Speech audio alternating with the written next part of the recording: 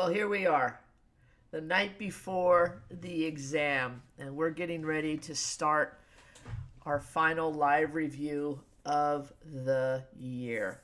Um, just to give you guys some perspective, I was sitting online getting ready for this, and I don't know if you're familiar with the Marshall Islands, but the Marshall Islands sit west of Hawaii, closer towards Australia, and they're in obviously a different time zone than us. In fact, they are a day ahead of us right now. And right now in the Marshall Islands, it's 12:30 on Friday, and the students there have finished their exam. So the exam has started officially. Somewhere in the world right now, someone is taking the AP U.S. history exam. But you guys still have approximately 12 and a half hours my time until the exam starts. So we're going to get started tonight, and we're going to start our review. Now, in the past, I've literally read through pages of notes, just giving you every little detail that I possibly could, going through every single unit. Tonight, it's going to be a little bit different. Tonight, I'm going to give you some overviews of the unit, but what I want you to do is I want you to kind of drive the discussion. I want to know what you want to talk about. I don't, no holds barred, whatever topics you want to come up with. In the perfect case scenario, what I would be able to do is talk about each unit at a time and answer your questions. But I know people are coming and going. So as you are watching, if you have questions for specific units, if I'm not talking about that unit in the moment, I will circle back and get to your question. So without further ado, we're going to go ahead and get started. Oh, wait, I do have something I want to share. I don't know if it's going to work right now, if you'll be able to see anything, but I have set up a little doggy cam for you.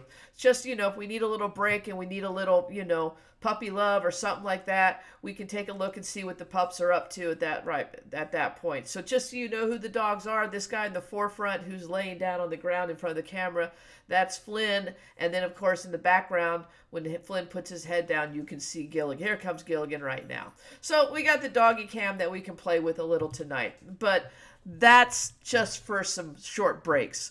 We're going to get right into it, and we're going to start going through each and every time period. And my plan is just to kind of give you a quick overview of the time period, the themes, and kind of some major events that happened there. And if you have questions about these time periods, please put them in a chat. Now, just as a reminder, if you are from my school district, Northside ISD, and you're using your own if you're using the issued device that the district gave you, you're not going to be able to use the chat. So you might want to switch over to a personal device if you're going to have questions tonight. So anyway, let's go ahead and kick it off with the overview of the time periods. We have 9 time periods that we study in AP U.S. history, periods 1 through 9. Now, Period 1 looks like it encompasses a whole lot. It looks like one of the longest time periods, and in essence it kind of is, because it starts in 1491, which designates the year before the Europeans got here. So when we say 1491, we're talking about life in the Americas before the Europeans got here. So go backwards in that one, and we're essentially looking at the Native Americans. That time period ends with 1607 with the founding of Jamestown. Then you can see period 2, 1607 to 1754, encompasses the time period of English colonization. And then periods 3, 4, 5, 6, 7, and 8, these are the time periods that are primarily tested on the exam. Periods 1 and 9 is about 5% of your exam. Period 2 is about 6 or 7% of your exam. And then 3 through 8 is everything else. So that's why I tend to tell my students to focus on time periods 3 through 8, because that's where the meat of the exam is. So period 1, as I mentioned, covers 1491 to 1607. And when we look at this time period, we're looking at the Native American societies that existed in North and South America, but we're primarily focused on North America. And we're going to look at how these Native Americans and these societies adapted to their geography. The big thing you need to remember about this time period is the diversity that existed in the Americas. It wasn't just one big Native American tribe. It was hundreds of tribes all who lived different lifestyles, had different economies, had different social structures, had different political structures.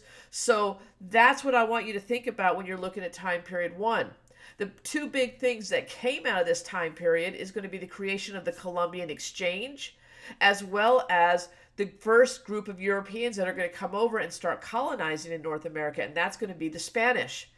Now, the Spanish are going to come over. They're, and when we talk about colonizers, we're talking about the three G's, the God, glory, and gold. They're coming in. They're looking to convert the Native Americans, and they're looking to make a lot of money, and they're looking for more land so they can build their empire. But they are going to face resistance when they arrive in North America. Now, as we go through tonight, I have some pictures that I can share with you. If I can keep up with the discussion and stuff like that. But when I show this to you, you can kind of see. Oh, I still got the doggy cam on. I'm sorry. Let me go back here. Let me get back here. There we go. When we go here, you see? No, I know exactly what I did. You get the doggy cam on this one, but let me change this. I thought I had all this set up, but I didn't. I lied. Let's get this video capture. There we go. I'm back. Here I am. Okay. All right, so there we go. So when you look at the map here of North America during this time, you can kind of see the different regions that were developed by the Native Americans. You can see that, these regions that you absolutely need to know. You need to know the Southeast, the Northeast, the Plains, the Great Basin, and the Southwest. Those are the main tribal regions that you need to be familiar with. They're divided in these regions due to the fact that each of these regions have different climates, different geographies, and different capabilities when it comes to building lifestyles. So when we look at the Southeast, you're looking at primarily an agricultural setup.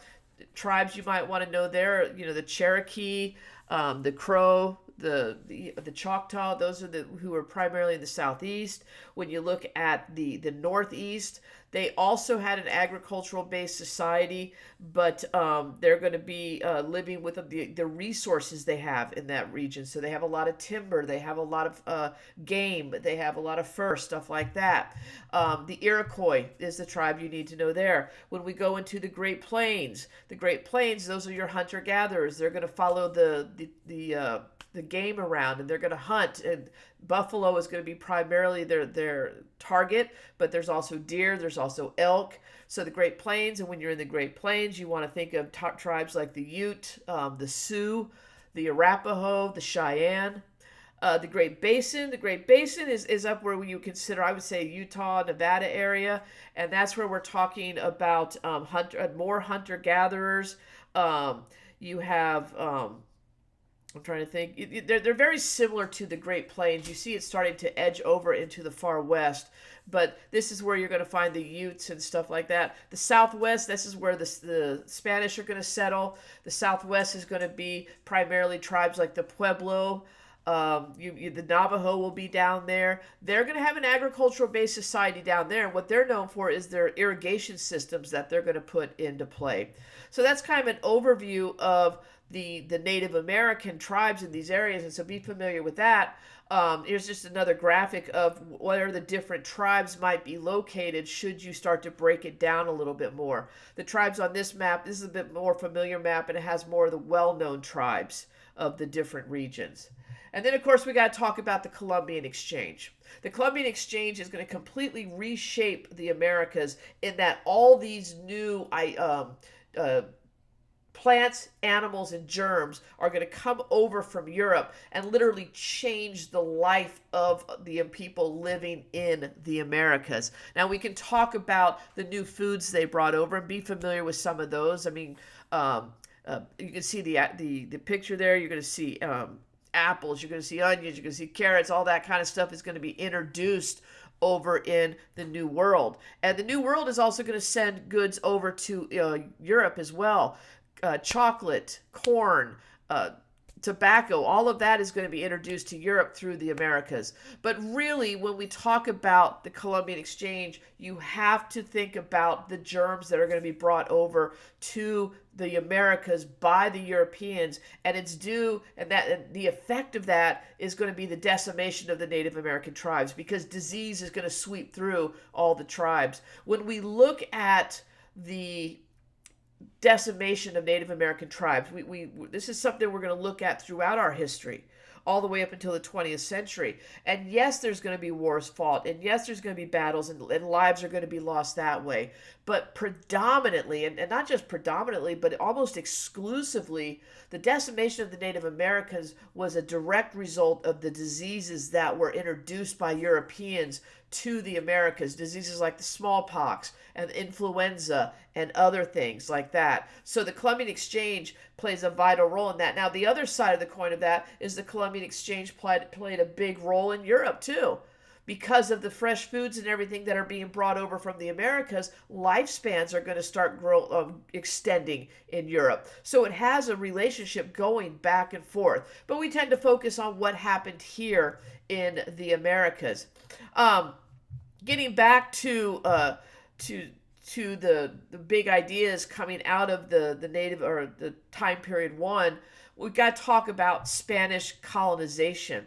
And when we talk about Spanish colonization, we got to talk about resistance. Now, remember, the Spanish are going to come over. They're going to introduce religion to the Native Americans. They want to force the Native Americans to convert to Catholicism, but they also see Native Americans as a labor source. The Spanish are going to start plantations, in their area. They're going to start mining for gold and silver, and they need laborers, and that's going to be the introduction of the encomienda system. And the encomienda system was a slave-based system introduced by the Spanish. Initially, it promised protection for the Native Americans. It promised, riches for the Native Americans. But what essentially it turned into was a slave system. And the encomienda system is going to predominantly be the labor system until the effects of that Columbian Exchange start kicking in, and a lot of natives start dying due to disease and mistreatment and stuff. And so the Spanish are going to have to find a new labor system, and they're going to be the first ones to introduce African slaves to North America. Now, I mentioned that there was some resistance to Spanish colonization at this point, and the perfect example of this is the Pueblo Revolt. Now, the Pueblo Revolt actually takes place in 1680, but what we see with the Pueblo Revolt is we see the Native Americans banding together. So a lot of different factions of the Pueblo are going to come together and go against the Spanish and their colonizers and literally push them out of their territory. And as they do that, what the Spanish are going to realize is maybe we can't control the Native Americans 100%. Maybe we can't force them to accept our belief system. Maybe we need to find some form of cooperation. And so what you're going to see as a result of this is the Spanish will start allowing the Native Americans, especially the Pueblo, to hold on to parts of their culture, but not all of it. So that's kind of time period one. And of course, I have the Spanish mission system in there as well. That was what they used to try to convert the Native Americans, where they would build these Spanish missions or these churches throughout their territories. And the pueblos, or the towns, would rise up around the missions. And the missions were supposed to be the center of town. This is where we're going to, draw the natives in and help convert them and stuff like that. And like I said, it just didn't happen because you're going to have a big pushback to to what the Spanish were trying to do during this time. So that's period one. And this is where I pause and say, okay, do we have, how long? I have no idea how long it's going to be. It's as long as it takes. I'll sit here as long as there's questions about the topics and about the, what we need to know. But if I had to guess, I'd say a couple hours at least. So that's time period one. So what I'd like to see is if you have any questions about time period one, or anything you'd like to know that I might not have covered, because I just gave you an overview. I didn't give you the deep dive into it. So if you have any questions about time period one, now is the time to go ahead and throw them up on the screen. Otherwise we're just going to go ahead and move into time period two. So again, the big ideas, the big things you need to know about for time period 1 are the native societies and how they adapted to their geography. I absolutely will go over that. The Columbian Exchange and how it reshaped the Americas, and finally the Spanish colonization and native resistance. Now, Esh asked about the Treaty of Tordesillas. That's a great question. The Treaty of Tordesillas essentially was created by the Pope at the time. You had the Spanish and both the Spanish and the Portuguese who were essentially trying to colonize the world to build their empires. And so in order to avoid a war, the Treaty of Tordesillas was created, which essentially divided the world in half. It divided the Western Hemisphere and said, okay, this set portion of the Western Hemisphere is for the Spanish. This portion of the Western Hemisphere is for the Portuguese. That's why, for example, if you go down to Brazil, Portuguese is the main language spoken there because that was on their side of the Treaty of Tordesillas. So that's a great question. So anyway, let's see. Indentured servants are going to come because of Bacon's rebellion. Yeah, Emily, that's correct. That's what we're going to see in time period 2, which I'll get through in just a second. Octo, you asked, how did the native communities communicate with each other? That's the overarching question that we always wonder about.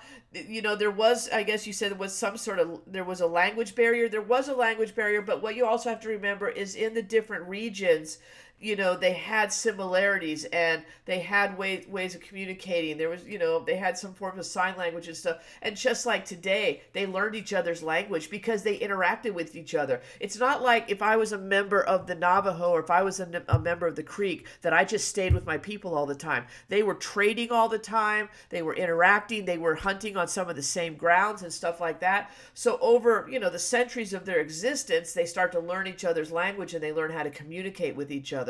So while we might not understand it completely, that's, you know, the linguistics of the Native Americans, they adapted to that as they went forward. So can you go more in depth about the transatlantic slave trade?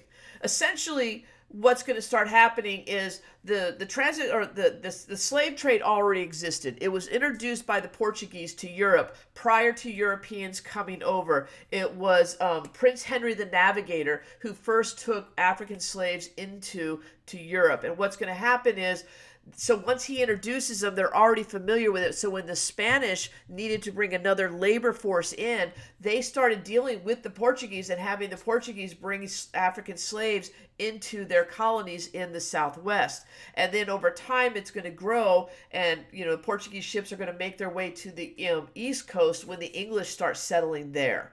But you can go back to pre-Columbus and realize that the slave trade was already in existence at this point. The transatlantic just means we're bringing it from Africa and Europe over to North America.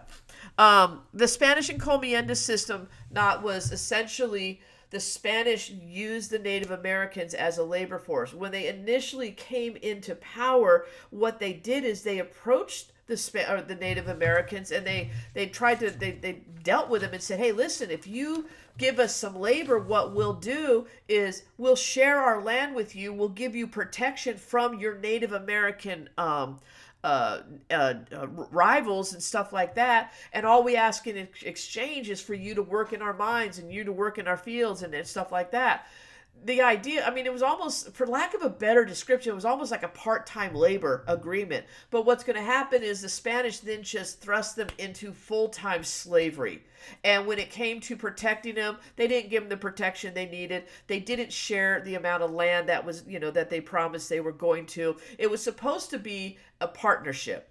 But what it ended up being was a labor system, or a laborer, a slave master and his slaves. And so that's essentially what happened. But because the Native Americans were susceptible to the disease, they dealt with a lot of sickness and a lot of Native Americans died. And because they weren't getting the proper treatment, that's going to accelerate their death. You had a lot of Native Americans who escaped because they knew the territory, they knew the land, so it was easy for them to escape from their owners and from the Spanish. And so the Spanish said, we need more of a foolproof system. And that's when they brought the African slaves over. Okay. The economies of each region and how they function. Well, basically what you got to look at. Let me go up here and pull this up again. Come on, little map. I'm going to bring up this picture over here again. So essentially, when you look at this picture, the economies are based on the geography.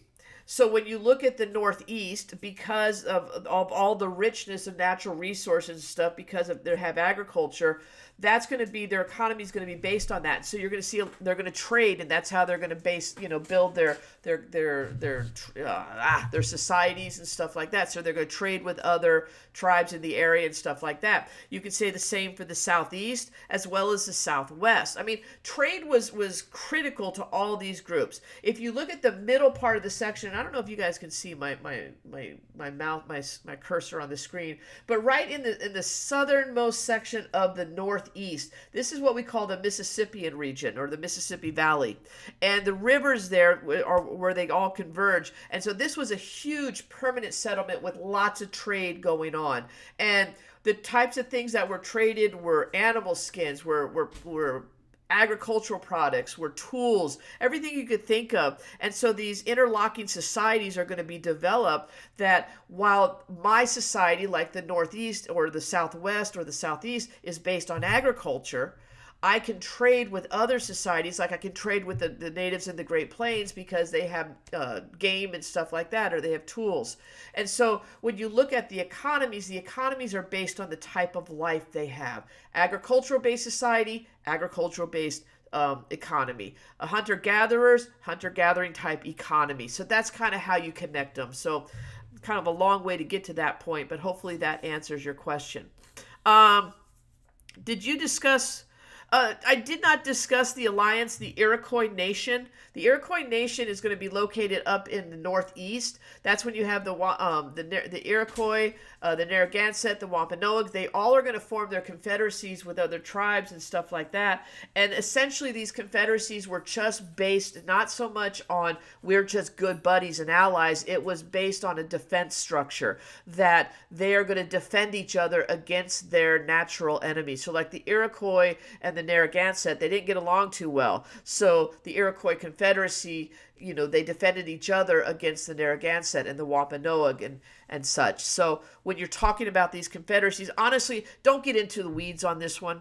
This is time period 1. Just know that there was a large confederacy of the Iroquois up there, and it was a confederacy based on a defensive structure to defend one another. Okay? Let's see. Let me go here. Hang on just a second.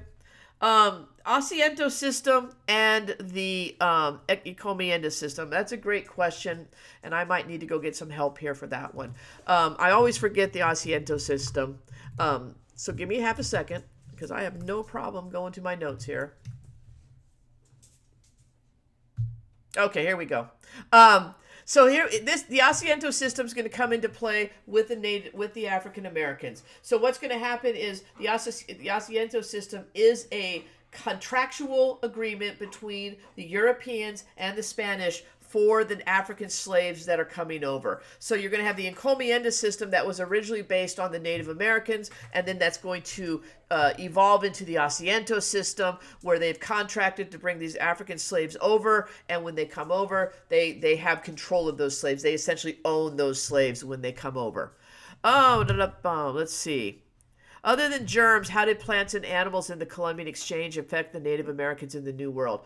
Bree, that's a great question. So what you're going to see, let me get to this one over here, because this is a good review, good graphic to use. Come on. There we go. Where'd it go? Too far. When you look at this, the foods that came over to the New World, they're going to be introducing foods that are going to become staples of our lives. When you look at things like citrus fruits and coffee and apples and stuff like that, you're going to start, those new foods are going to come over, and they're going to become part of the trade that's going to happen with the Native Americans, and actually help grow our agricultural-based system here in America. For instance, if you go into the Southeast today, you still find citrus that is being grown. Coffee is still a major crop that's grown in the United States and such. The big, though, effect, I think, of the Columbian Exchange for the Native Americans was the animals that were brought over. The horses, obviously, is a big one for the plains, or for all the Native American tribes. Horses changed the life of the Native Americans. But there were also cattle and goats or cattle and pigs and other farm animals. They're going to start bringing those animals over, and they actually have a negative effect on the Native Americans because they were encroaching on Native American agricultural grounds and stuff like that. So you have this essentially when colonists started coming over, and I'm jumping ahead, but essentially they had open range grazing, and so they're going into Native American lands and trampling their crops and eating all their crops and everything, and that's going to lead to conflict with the Native Americans. In fact, King Philip's War actually started because cows from the Puritans went into Native American agricultural land and destroyed all their crops, and that's going to be what spurs that conflict between the Puritans and the King Philip's folks. So that's going to be another major effect. But I think if you're going to talk about animals in the Columbian Exchange, all you got to talk about is the horses, and I think you'll be good.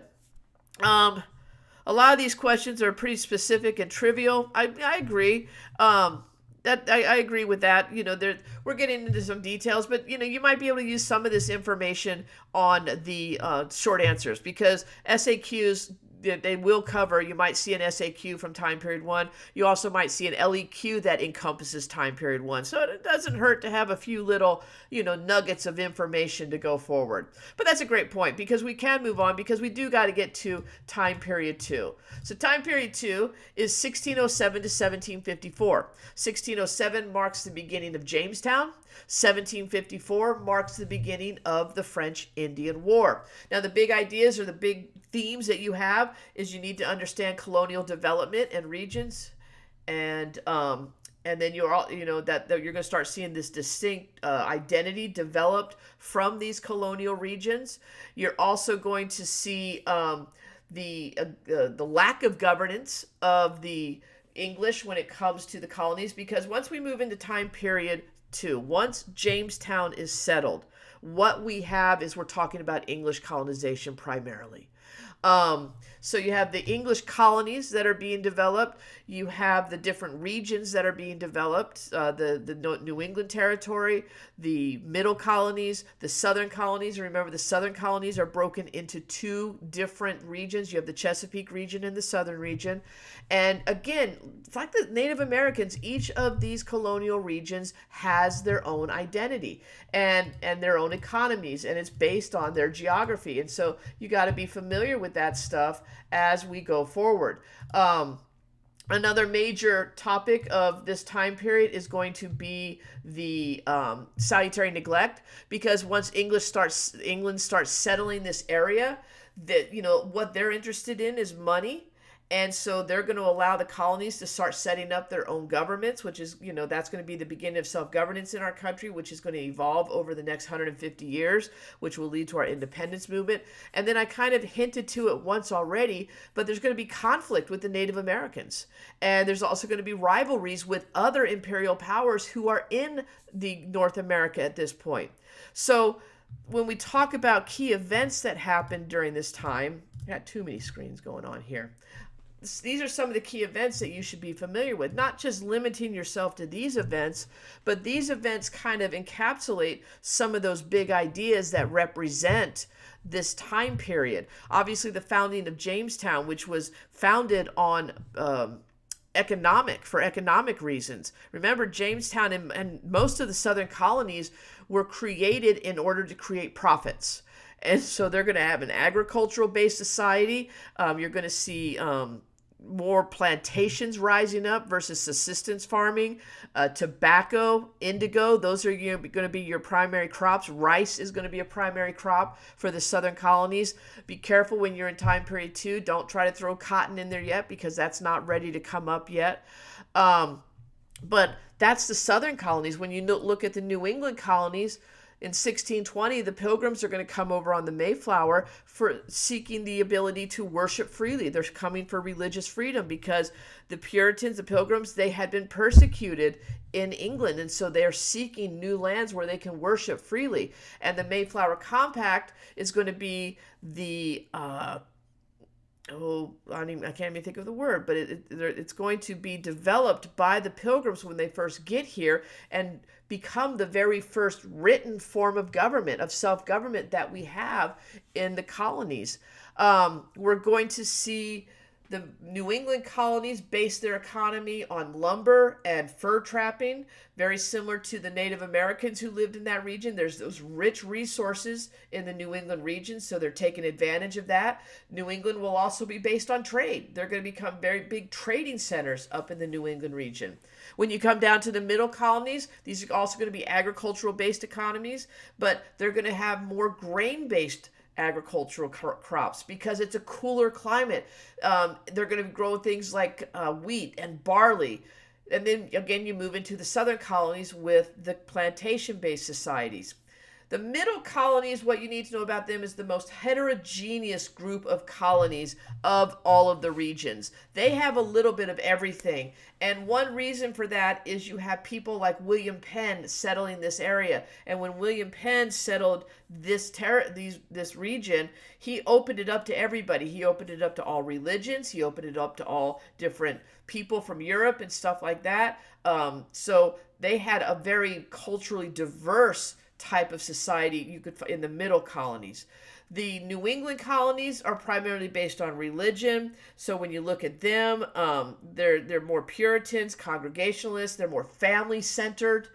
The southern colonies, like I said, were more business-based. They're going to be agricultural-based. Young men are going to go there. Single men are going to go there. And that's what you're looking at. Now, this is, Emily, I'm going to get back to your question because I know you thought I forgot.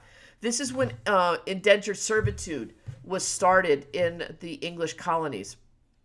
The English colonies needed labor too, especially in the southern colonies. And there were a lot of people in Europe who wanted to come over, who wanted opportunity, but they didn't have the economic base to be able to come over. They were poor. And so what's going to happen is they're essentially going to sell themselves into servanthood to get passage to come over to the colonies. And so from 1607, roughly, really, until the 1670s, 1680s, the primary labor source in the English colonies is going to be indentured servants.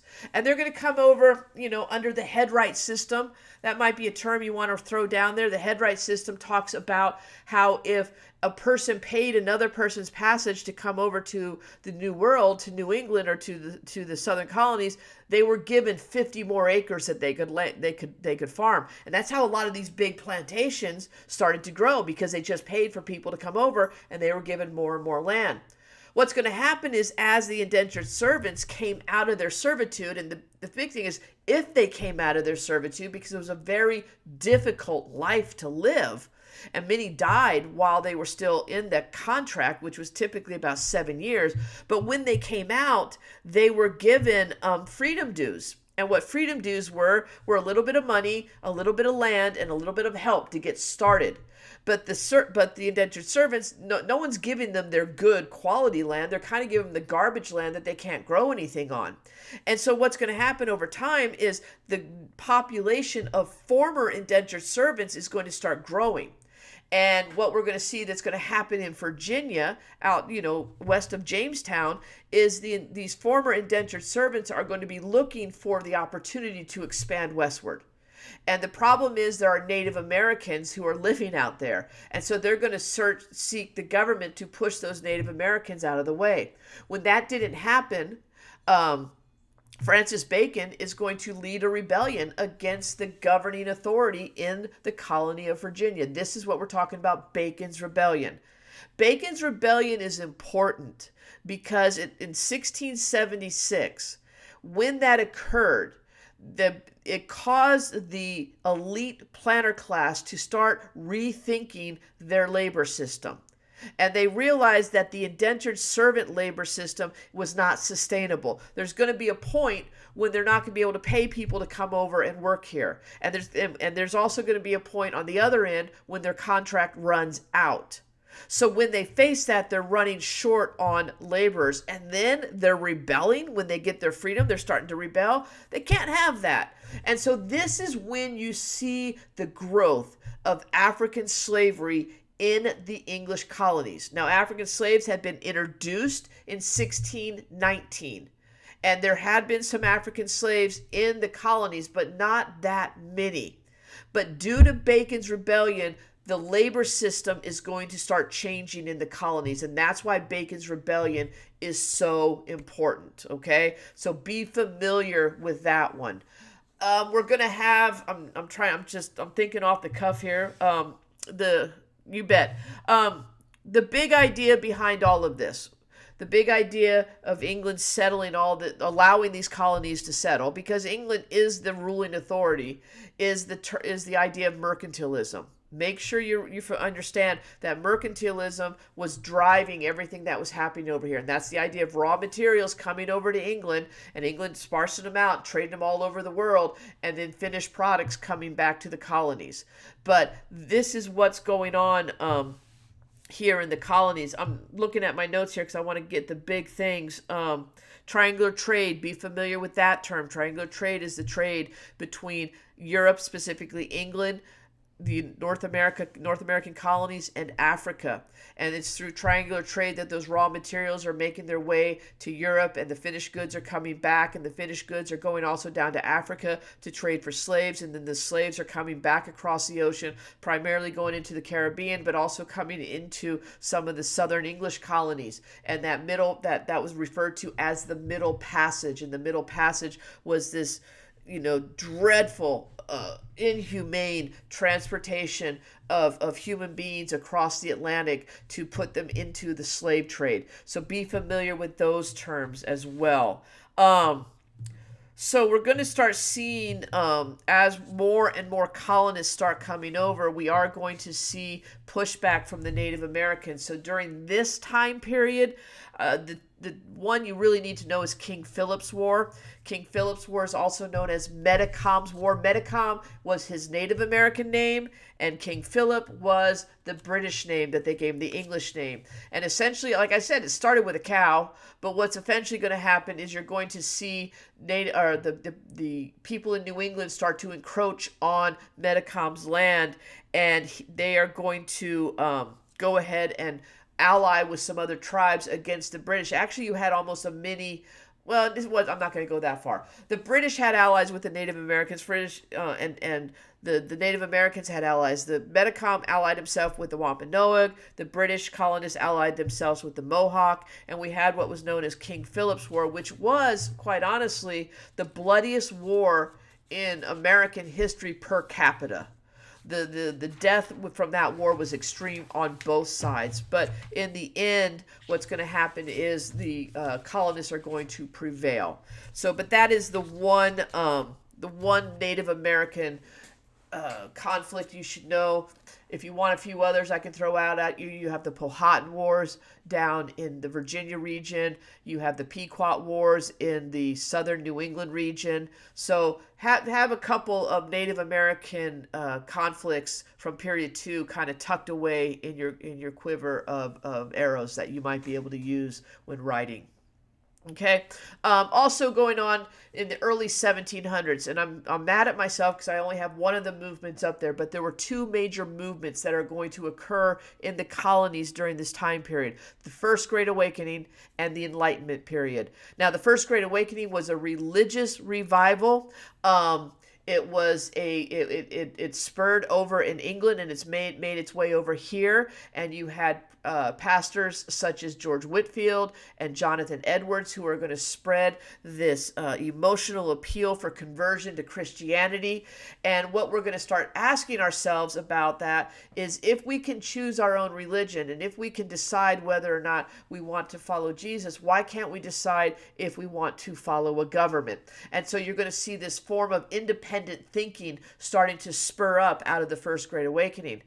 at the same time, the Enlightenment ideals are being introduced, and politically, the Enlightenment introduces us to ideas such as natural rights from John Locke and the social contract that existed between people and the government. And the social contract basically said that the government's job is to protect our natural rights. Natural rights were introduced by John Locke, and that's life, liberty, and property. And if the government is not protecting our natural rights, then we have the right and we have the responsibility to replace that government with a new government. So you have this brand new independent thought with regards to political power starting to spur up from the Enlightenment. You have this brand new independent thought talking about religious power spurring up from the First Great Awakening, and both of these merge to create this independence movement that's going to start several decades later in the 1760s and the 1770s. Metacom's War, or King Philip's War, is going to be in 1676. I believe is the year of that. It was a bloody war. It's just because of the I mean, quite honestly, we'd say per capita, you look at the population, it was a low population and both sides lost a lot of people. So that's why. So can I explain the difference? Oh yeah, the old lights and the new lights. So this is from the First Great Awakening. No. Let me back up just a second. Old lights, new lights. Okay, old lights. Old lights are the traditionalists. These are the ones that believe that the church structure, the way it's set, is good. The new lights, it's essentially like more of a contemporary form. New lights were generally the younger generation, and they wanted to bring more emotion into the church and appeal to,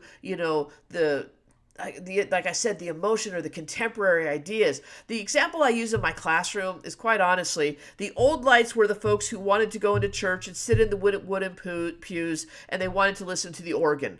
The new lights are the folks who wanted to go in and sit in folding chairs and listen to guitars and drums. So, and what it was the new lights were looking for new forms of worship, and they believed that you didn't have to have a formal education in order to share God's word, that anybody could interpret Scripture. Whereas the old lights said, no, you need a pastor who has an education, who has a degree.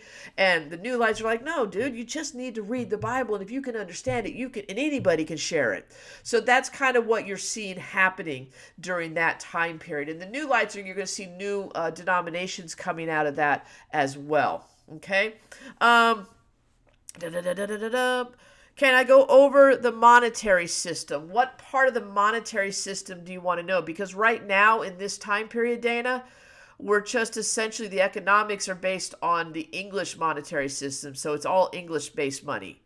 You might have some colonial monies being created, but it's all based on the English pound. So there's really not, unless you have a very specific question about the monetary system, I'm not quite sure exactly what you're asking with that one.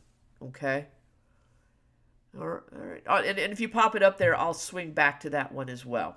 Couple things I just want to talk about in this time period.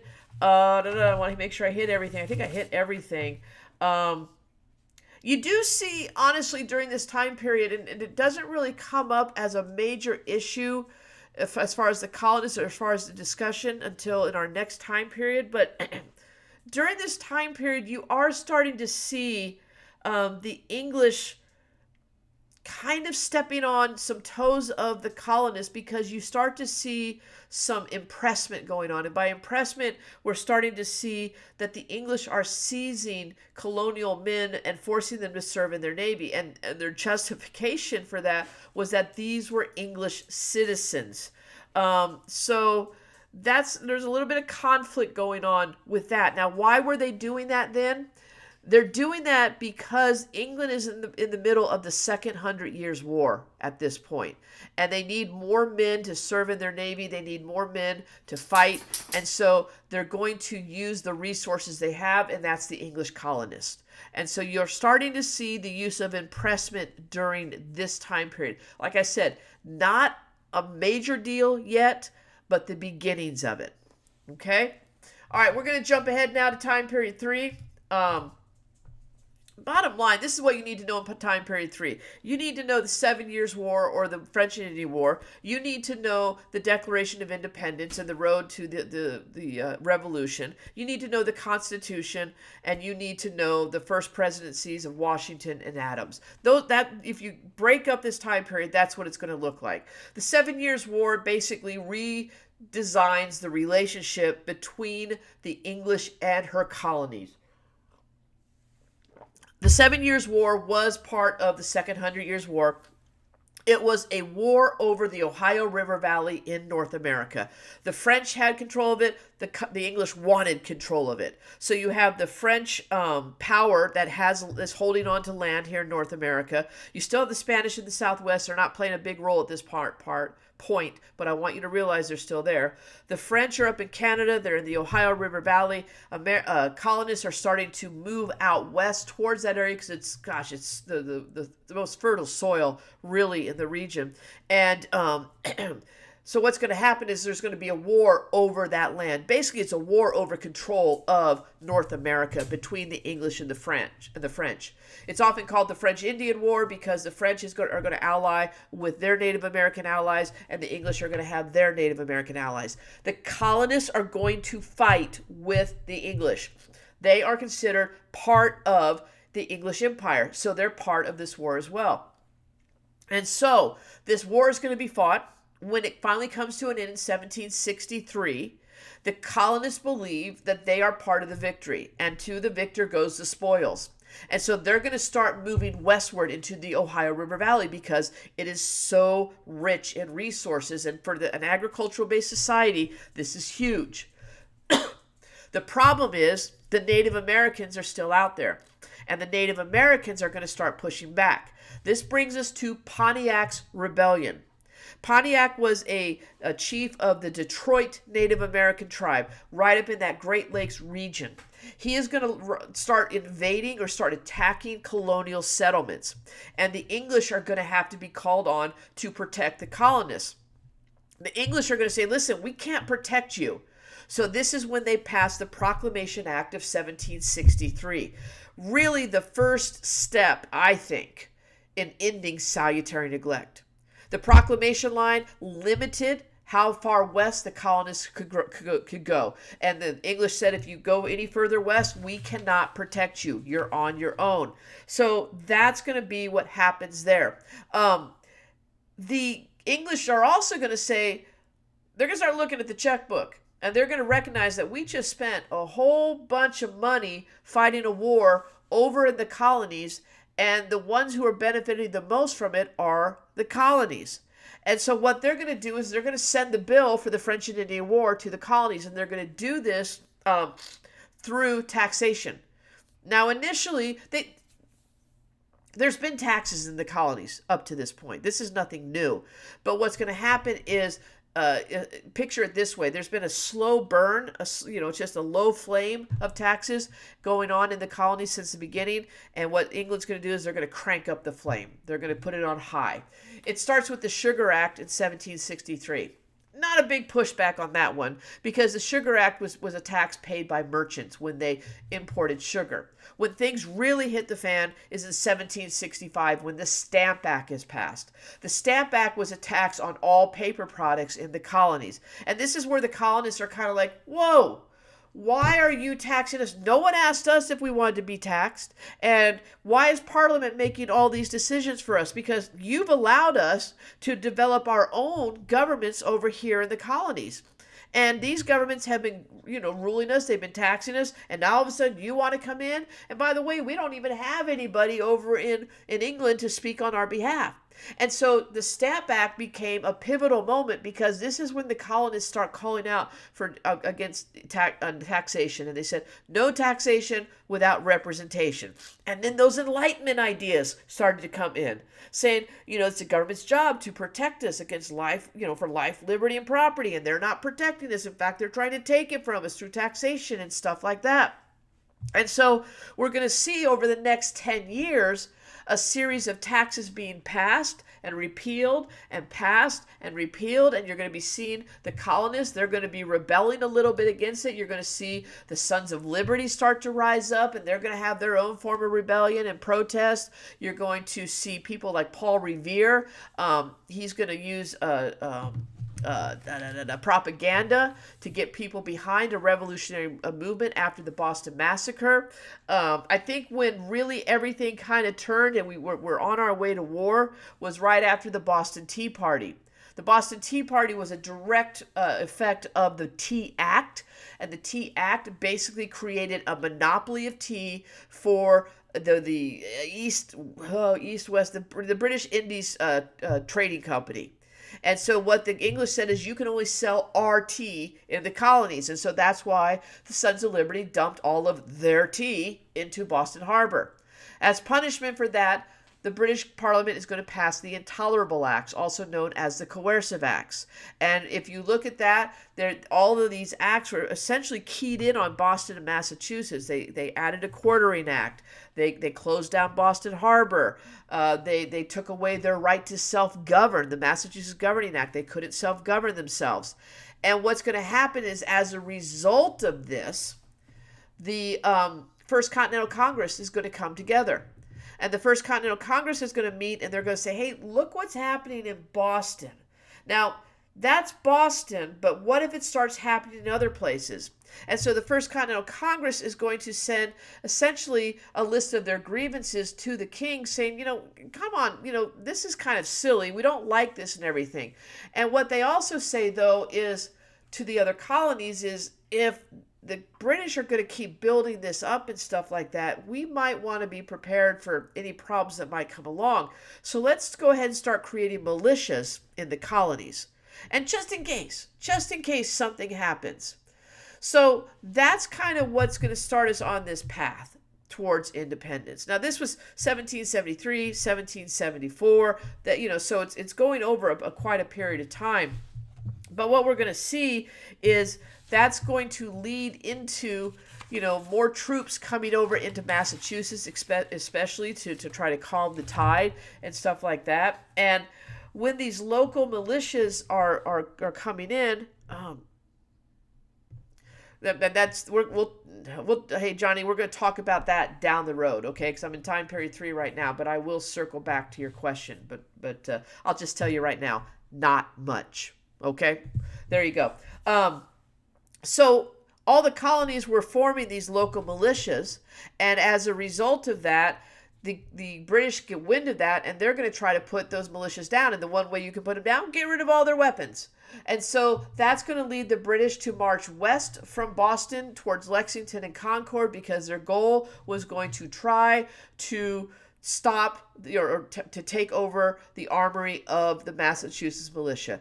That's what's going to lead us to the conflict at Lexington and Concord, the first shots that are fired in the American Revolution. And this doesn't actually start the war. We're going to have, we consider it the first battles of the war, but we haven't even declared independence yet. So that's going to be the next thing. So the Second Continental Congress is going to come together, and they are going to start planning, what do we do next?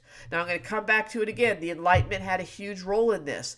And, in 1776, as the Second Continental Congress is meeting, there's a man by the name of Thomas Paine. You need to know Thomas Paine. He is going to write a pamphlet called Common Sense. And the idea of common sense was that these are the reasons that we should break free and declare our independence from Great Britain. And he's going to talk about natural rights again. He's going to talk about the social contract again. And all of that's going to come together. And what's great about the Common Sense was it was written for everybody to read.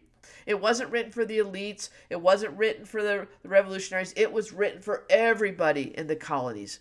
It's going to inspire a lot of people. The next big step is going to be the Declaration of Independence.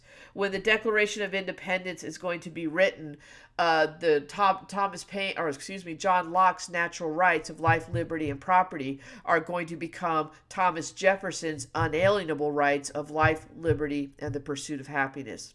And the Declaration of Independence was written as a draft to the people of the colonies to explain, listen, these are all the things that have been going wrong with Great Britain. These are all the things that how they have wronged us. And this is why we're declaring our independence, because we have a new vision for what we could be if we got rid of this mistreatment of the British.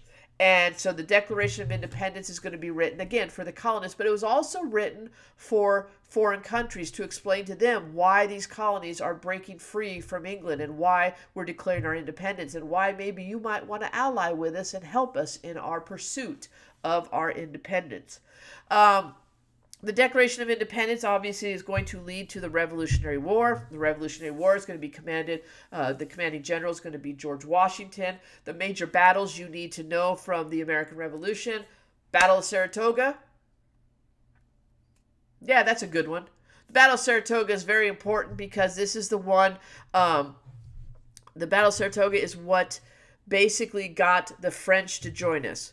We defeated the English in Saratoga. The French are going to like, okay, now we're coming in. We're going to come in and ally with you. We're going to bring you money. We're going to bring you weapons. We're going to bring you some troops. We're going to bring you the Spanish, and we're going to help you defeat Great Britain. And that's exactly what happened. The final battle of the American Revolution is going to be the Battle of Yorktown.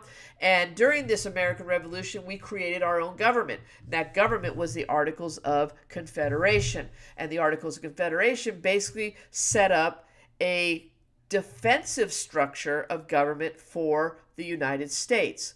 And essentially what they wanted to do with the Articles was do everything opposite of what was happening with Great Britain. They didn't want to set up another strong central power like they were dealing with the British. So the Articles of Confederation gave all of the powers to the states. The federal government had no power, or it had some power, but very limited power. But it didn't have important power. It didn't have the power to tax. A major weakness of the Articles of Confederation: no power to tax. It also did not have a judicial branch. It did not have an executive branch. All there was a legislative branch, and every state had one representative. And so it was equal representation for everybody. And that's going to be the government that gets us through the war. So that's a benefit. That's one good thing it did. And then during the Articles of government, we passed the Northwest Ordinance, which sets up the framework for how we're going to bring in new states into our country. The big thing about the Northwest Ordinance is knowing that we also put in that ordinance that no slavery would be allowed in any new states in that territory. So that's going to be our first real legislation towards banning slavery in our country. And you would think we would be on that path going forward, but obviously we're going to see some conflict in that. Before I get to the Constitution, Dax, and I saw your question, can you compare the Declaration of Independence to the Mayflower Compact for an LEQ? You can, in the sense that they both represent self-government. The Mayflower Compact, though, still pledged allegiance to the king. In fact, the first line of it was about how they still had their allegiance to the king. But it is a form of self-government, and you can say that it was one of the influences that led to that you could make that connection to the Declaration of Independence. You could almost do that 6 degrees of separation. The Mayflower Compact was the first form of self-government, which connected to another first form of self-government, the House of Burgesses, which was our first representative government. And then you could see how that connected to other colonial forms of government, like the Fundamental Orders of Connecticut. And what you're seeing is the structure of self-government becoming the norm in the colonies, which would then become the influence or the inspiration for declaring independence. So it's not still. Why did they still pledge allegiance to the king? Because they were still happy to be English citizens. You have to understand the colonists from 1607 all the way up to 1770 or 1704, 75. They loved being part of the English Empire. They loved being English, and they were proud to be English. I mean, that's why did they still send the Olive Branch Petition? before they actually, went to war, because they still wanted to be part of the English Empire. But when that became evident that they couldn't sustain that relationship, that's when they said, okay, enough's enough. So when they wrote the Mayflower Compact, they did that out of necessity because of where they landed. They didn't do that as a slap in the face to the king saying, hey, we out. They're basically saying, we're still part of the family. We just want to let you know where we are and what we're doing. And we're making these decisions because of of how we landed in the wrong spot, and we don't have the charter for this spot. So we're going to create a legal document for our settlement, for the Plymouth colony. Okay. All right. Let me get a drink of water here. So we got the Articles of Confederation, and no. If you didn't do dual credit, you can still ace this test. Everybody can ace this test. So here we go. The U.S. Constitution was a necessity because in 1786, there was a little rebellion called Shays' Rebellion. And Shays' Rebellion was Massachusetts farmers against the Massachusetts state government, who was trying to foreclose on their farm due to all the taxes and stuff like that.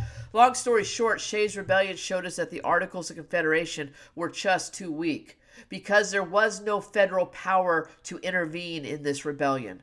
I mean, they could have sent the military had we had a military. Because remember, the Articles government could not tax. And since they can't tax, they can't pay a military. They have the power to raise a military, they just can't pay it. So I don't know many soldiers who stick around when they're not getting paid. So in 1787, representatives from all the colonies are going to come together and say, we need to rewrite the Articles of Confederation. And what they realized is that, these are so bad, we just got to trash them. So they trashed the Articles and they drafted the U.S. Constitution. In the drafting of the U.S. Constitution, know some of the compromises they made. Know the Great Compromise, which set up our bicameral legislature, where our House of Representatives is based on population. So based on your population, that tells you how many representatives you have in the House. But the Senate kind of mirrored the government we had under the Articles. Equal representation for everybody, but every state had 2 representatives. It was set up this way to maintain a balance of power, so the large states didn't have too much power. Because really, as we go forward now for the next 100 years or so, when we talk about representation in government, we're dealing with the question of who has the power, who has the loudest voice, and they're always trying to maintain that balance. That was apparent with the 3/5 Compromise. The 3/5 Compromise dealt with some of the smaller states worried that they don't get any representation because of their low population.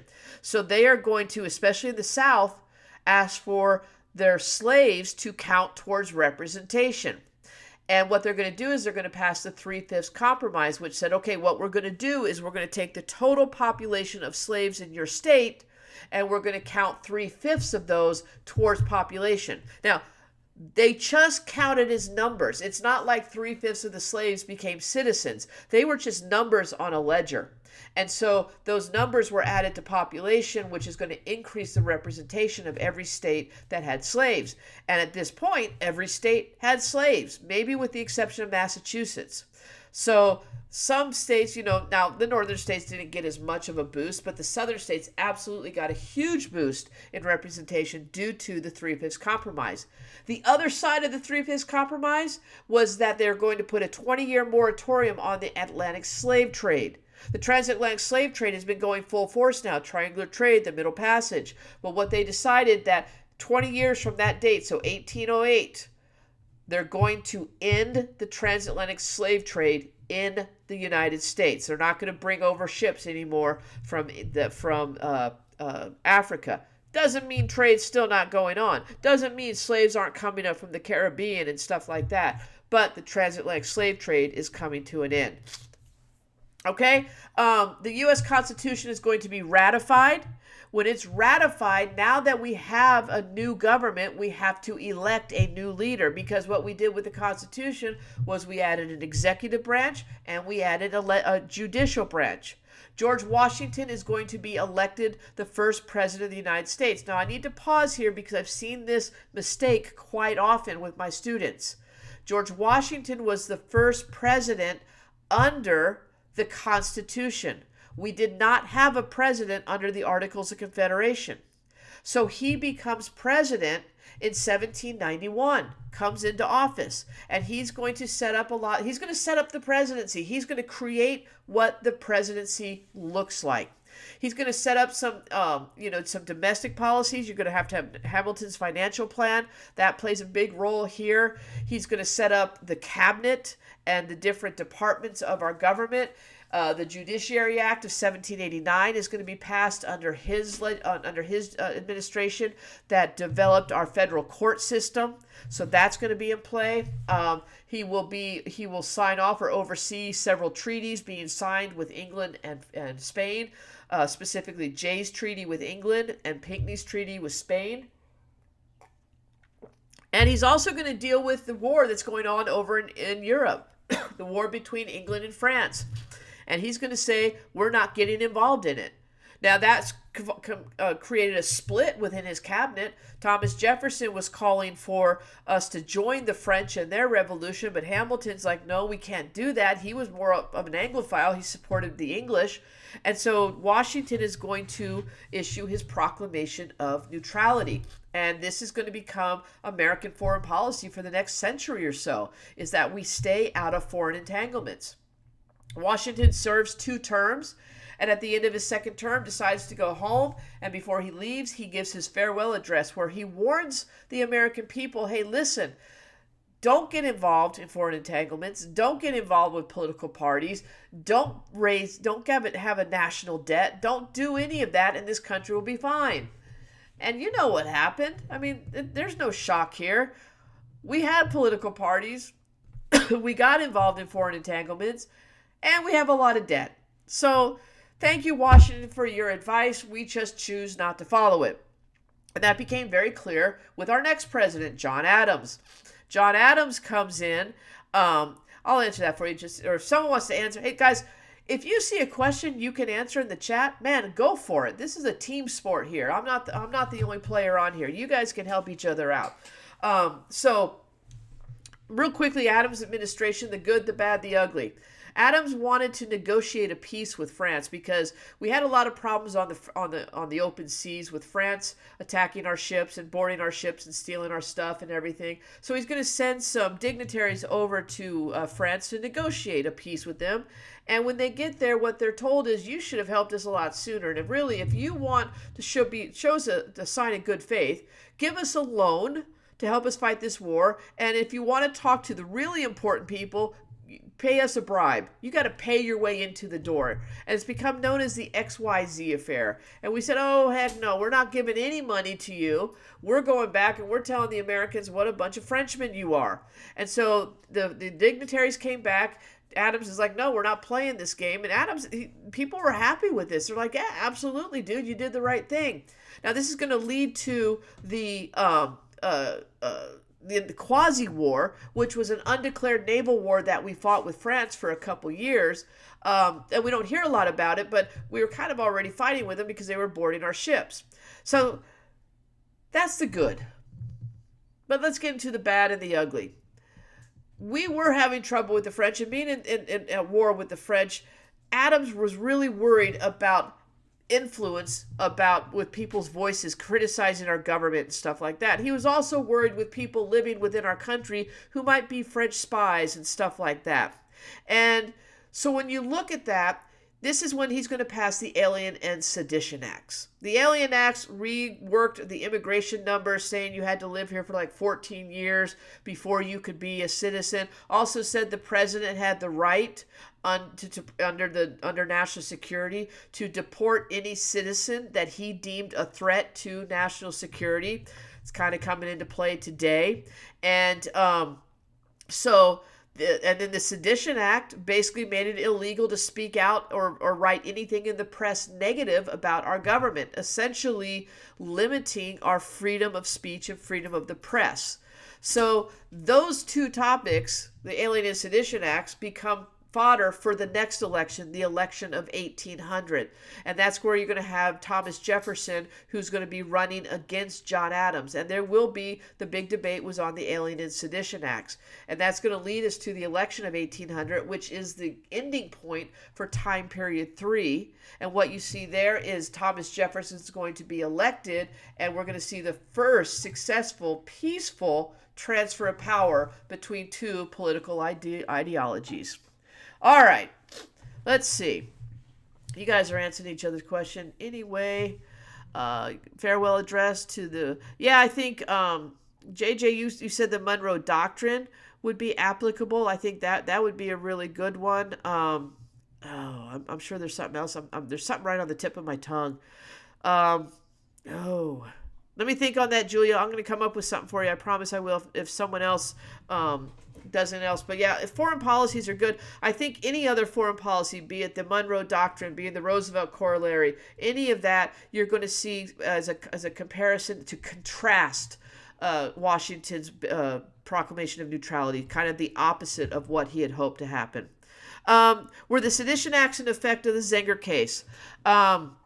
No, the Zenger case actually occurred before that. The Zenger case actually occurred in the 1740s, I believe, and that was when a New York City newspaper publisher wrote negative things about the New York royal governor. So this was under English rule, and basically that's going to go to the English courts, and the ruling that, he didn't lie about the governor. So there was no slander, there was no sedition or anything like that. So no, the Zenger case is a separate case, but that's a great question. I'm glad you brought that up, No Name. So I just went over the Quasi-War and the XYZ affair. So if you're just jumping in there, Ash, the XYZ affair, Quasi-War, those are connected. The Quasi-War was an undeclared naval war due to the fact that the XYZ affair, the French tried to bribe American diplomats to negotiate with us. And when we said no, that's when we went into this Quasi-War with France, okay? So I just went over it like 5 minutes ago. So, all right, here we go. Time period 4, 1800 to 1848. Again, starting with the election of Jefferson, it is going to end with basically the Seneca Falls Convention, which happened in 1848. Big ideas during this time. Political parties are going to expand. Democracy is going to expand. We're going to see the rise of industry in the United States as a result of the War of 1812. And the market revolution is going to get going. And it's going to change labor in our society. It's going to change gender roles in our society. It's going to change our society as a whole. Jefferson, the big ideas from Thomas Jefferson's presidency. Let me come in here and see if we have it. So I already talked about the election of 1800. When we look at Jefferson's presidency, two big things you probably need to know: the Louisiana Purchase and the Embargo Act of 1807. Louisiana Purchase is going to double the size of the United States. It's going to cause us to question Jefferson a little bit because, remember, he believed in a strict interpretation of the Constitution, meaning if it doesn't say he can do it, he can't do it. And there was nothing in the Constitution that said he could make a land deal. But, when you get 15 million acres or 50, you get a whole bunch of land for 3 cents an acre, it's worth the deal. So he went ahead and made the deal. We're still having trouble in the early 1800s with the French, and more so with the British during this time, because the French, we kind of made friends with them because Napoleon needed to sell us Louisiana, so we bought it. Now he has more money to fight his war. But the English are still impressing our sailors. The English are still stopping our trade vessels from going, across the Atlantic.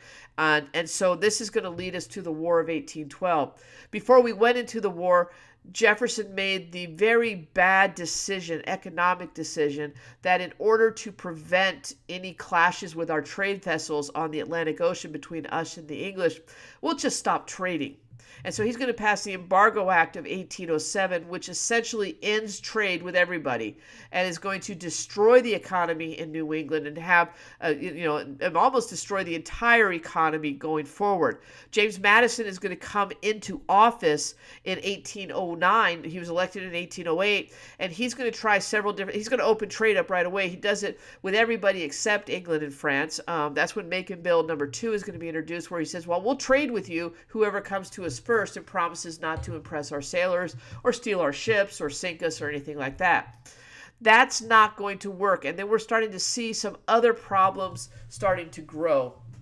The War of 1812 was caused primarily due to British impressment of American sailors, as well as the British being still on our western frontier and arming and inciting the Native Americans to rise up in rebellion. This is going to lead us to declare war. The War of 1812 is going to be fought here and up near in the New England region near the Canadian border. It's going to last until about 1814. We can go in all sorts of different directions talking about the War of 1812, but bottom line, it ended up in a tie. And when we signed the Treaty of Ghent on December 24th, 1814, we basically said we're going back to status quo antebellum, which means we're going back to the way things were. And that sounded good. And the treaty's making its way back over here. At the same time, two major events occur: the Hartford Convention and the Battle of New Orleans. The Hartford Convention was organized by Federalists who were up in the New England region who were not happy with the Embargo Act and the economic crisis they were facing. So they formed basically a list of demands to take down to Washington in order to change the Constitution. And they threw out the words that if you don't make this change, we're going to go ahead and secede from the United States. And about the same time the word got down to Washington about the Federalist and the Hartford Convention, word came from New Orleans that Andrew Jackson had just won a major battle against the English. Yeah, he kind of technically won the battle after the war was over, but when word reaches Washington that he won that battle, and at about the same time the Treaty of Ghent comes around saying the war is over, man, we just defeated the English. We just won the Second American Revolution, if you will. And so all of a sudden this huge wave of nationalism is going to come up. So when you look at the War of 1812, it's not so much about the war, it's about the effect of the war. And the effect of the war, two things: nationalism, which was huge, and then we became self-dependent. We started, because we weren't trading with anybody, we started manufacturing our own goods. And in doing that, we were self-sufficient. We became our own nation. We weren't relying on any other nation. And so this is going to spur the market revolution. And the market revolution, you're going to see all sorts of new inventions coming out and factories coming up and textile mills coming up and stuff like that. Railroads being built to get, the railroads and steamships being used and everything. And we're going to start seeing our country grow economically because now we're self-sufficient. I had a thought and I just lost it when I was talking about it. Oh, the inventions. One major invention that's going to come out of the market revolution, or actually spurred the market revolution, is going to be the cotton gin. The cotton gin is going to be invented by Eli Whitney in 1793. It's going to become more available in the early 1800s. This is when we see cotton becoming a major cash crop in the South because it is much more it's much more easy to produce cotton now. I mean, it was easy to grow, but now it's easy to produce and clean and get it to the textile mills. So the market revolution is huge. It's going to change the role of women in our society too. You're going to see women actually go to work in some of these textile mills. Now it's mostly young women and it's only temporary. They're not looking for a career in the textile mills. But what you're going to see is things like the Lowell system come up. The Lowell mills are going to come out, and what they're going to do is they are going to give opportunity to young women to go and work, and they live in Lowell, Massachusetts, and they essentially young women go to work and they're able to send their monies back to their families to help support their families. During this time, we're also going to enter into the era of good feelings. You're going to see the presidencies of Madison, Monroe, and then the era of good feelings will end with the presidency of John Quincy Adams.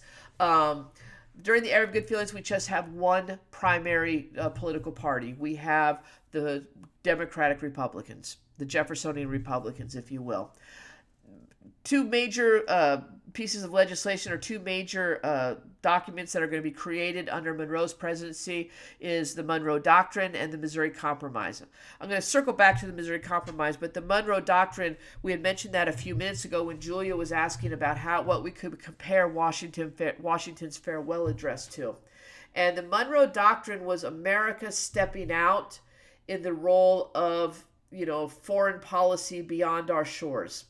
And what we were worried about was European countries coming over and colonizing in the Americas. Because now that the Napoleonic Wars are over, we're worried that they're going to come over and start colonizing over here. So the Monroe Doctrine said we're not going to allow any more colonies in the Americas. And if anybody tries to colonize over here, they're going to have to deal with the United States. Now, in all honesty, we were not the powerhouse that we are today where we could make that demand on European countries. But what we did have was the alliance of England. And England backed us up in this. And England benefited because they were able to trade over here as well. We saw benefits in the Western Hemisphere. It wasn't like colonization was a threat to us, geographically, but it was economically. And with the market revolution, we're producing all these new goods and we need new markets to sell them to. And so we have markets throughout the Western Hemisphere. So as long as we keep all the Europeans out, we're fine. And so you're going to see that's the Monroe Doctrine is really the first American foreign policy that deals with, other countries. I mean, Washington had his neutrality proclamation, but that was saying we're just going to stay out of it. The Monroe Doctrine says we're still going to stay out of it, but if you come over here, we might have to deal with you, if that makes sense. So America's growing. And America is growing not only geographically, not only with the population base, but we're also growing into different sections. And one thing that's going to have big question that's going to come up as our country expands is what expands with our country. And I was talking specifically about slavery. And this is going to bring us to the Missouri Compromise. The Missouri Compromise dealt with the question of the expansion of slavery in our country. And what happened was Missouri wanted to come in as a slave state. But the problem was, I talked earlier about balance between, in the Senate, the balance of power between the states. And at this point, we had an equal balance of free and slave states. Missouri coming in is going to upset that balance. So there's going to be a pushback against Missouri entering into the Union. Now, what's going to end up happening is Henry Clay is going to introduce this compromise, which essentially allowed Missouri to come in as a slave state, and in exchange, Maine will be able to come in as a free state. And that's all well and good, but the most important part of the Missouri Compromise is the geographical line that it created. The 3630 line is now going to become the dividing factor in our country between slave and free states. And I'm trying to see if I have it here. I don't think I have a map of it here. I thought I did, but I don't. I'm sorry. So you're going to see this rise of slave and free states. And here, I got one here. Let me share this with you. Take that off. Hide that. Here we go. Let me bring this up for you. And bring scene 2. All right, here you go. So Missouri wanted to come in, but you can see that we had an equal division. So Missouri comes in, and that 3630 line is that southern line that borders just below Missouri. So what we said at this point was that every state that entered into the Union south of that line is going to be a slave state. Every state that comes in north of that line will be a free state. And essentially, we're just kicking the can down the road. We're coming up with a temporary solution for a problem that needs to be dealt with, but we don't solve the problem long term. And people warned us against this. Jefferson warned us against this. He says, this is not the solution that we need for this question of slavery in our country. He said, this will be the death knell, or this will be the funeral of our country if we don't deal with this slavery question now. And he was absolutely right. But we don't deal with it now. We kick it down the road. We put a Band-Aid on it. And what we start to see is sectional tensions are going to start to grow in our country at this point. Moving on in this point, the next thing I want to talk about here, I don't want to talk about, let's talk about the American system. During the era of good feelings, I actually have a slide for you to look at here so you can look at it and everything. But during the era of good feelings, Henry Clay is also going to introduce the American system. This was going to be an economic system to help our country grow. Three key components to the American system. You have a new national bank. You have a protective tariff that is supposed to increase American industry because it puts a tariff on all imports coming into our country. And this new industry that we have, it can start growing, it can start building and stuff like that. And then infrastructure. And we want to start building roads. We want to start building canals because we want to start connecting the markets within our country. And so the American system was set up to do this.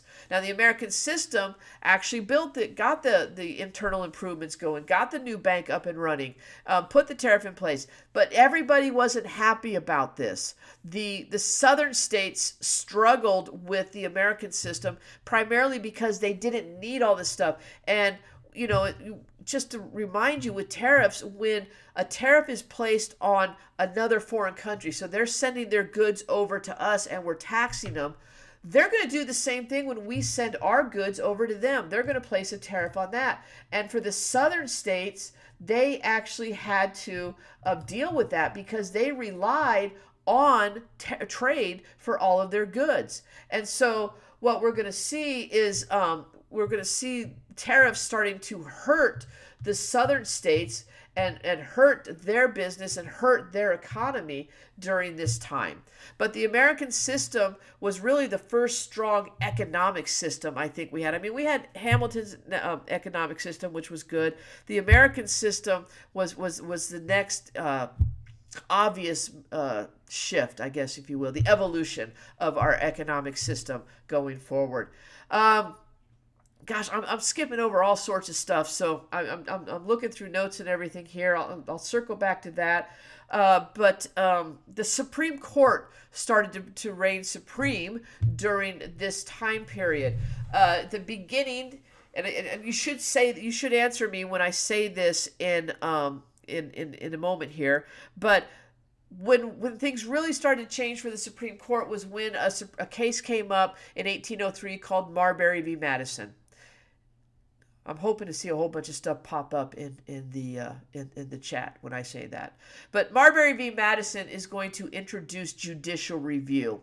And judicial review is essentially giving the courts the power to dictate whether or not laws are constitutional or unconstitutional. They get to review. There it is. Thank you. They get to review laws based on the Constitution, and so this is going to be. You guys are so good. This is going to set the stage or set the guidelines for how the Supreme Court is going to operate. Some other court cases you should be familiar with from this time period: Marbury v. I'm sorry, I said it again. You guys don't have to type judicial review again. McCulloch versus Maryland. McCulloch versus Maryland was about the supremacy of the Constitution. It's centered around some banks and taxing banks and stuff like that. But McCulloch versus Maryland was about the supremacy of the Constitution, that federal law is supreme to state law. Gibbons v. Ogden is another one. This dealt with a monopoly between shipping companies, and it supported the interstate commerce clause that exists in the Constitution, saying that the federal government is going to oversee the interstate trade or businesses between the states. So those are a couple of the court cases you should know from this time period. But let's get into one of the big things of this time period, or I should say the big men of this time period, and that's going to be, come on little cursor, this guy right here, Andrew Jackson. Someone asked me, before I start with Jackson, can I talk about the change in political parties during this time period? Yeah, simply put, we started with the Federalists and the Democratic Republicans. John Adams was the first Federalist. Thomas Jefferson is going to be the first Democratic Republican. You also hear it referred to as Jeffersonian Republicans and just Republicans. But Quinks, don't confuse that with modern day political parties. So what's going to happen is, coming out of the War of 1812, when we enter into this time of nationalism, and the Federalists are going to be seen kind of as the outsiders because of the Hartford Convention. So the Federalist Party is going to kind of drift away into the background, never to be seen again. So from roughly 1815, 1816 until 1824, the only political party we have is the Democratic Republicans. We have a single party system. What's going to happen here as we move into the 1820s, moving into Jackson's presidency, the Democratic Republicans are going to split. And you're going to have the Jacksonian Democrats. So you're going to have the Democrats, and then the other side of it, they're going to go and become the Whigs. So that's kind of where we are right now. Let's see. Grace is asking, in an LEQ, DBQ, what would be the best way to write about the effect on society the changes in political parties had during this period? I think I kind of just answered that for you, Grace. But essentially, the effect of society, you got to... nationalism. I mean, you had the idea of this American identity started to grow, and that identity was rooted in the fact that we were all kind of under this same political structure of the Democratic Republicans. And then as society starts to split, and we're going to see here with Jackson, you're going to see the society split between the common man and I guess the elites or the planter class and stuff. And that's when you see the Democrats and the Whigs. So you can kind of play it that way if you want to. I'm going to get to the picture of King Andrew here in just a second. All right. So 1824, the election of 1824. We realize that the popular vote does not always reflect what the electoral vote does. And through, what was known as the corrupt bargain, John Quincy Adams is going to become president of the United States. This is when you start to see a split a little bit in the political parties. So essentially, Jackson is going to start campaigning right away for the presidency. And during that time, what's also happening that parallel to that is states are starting to get rid of their property requirements for voters.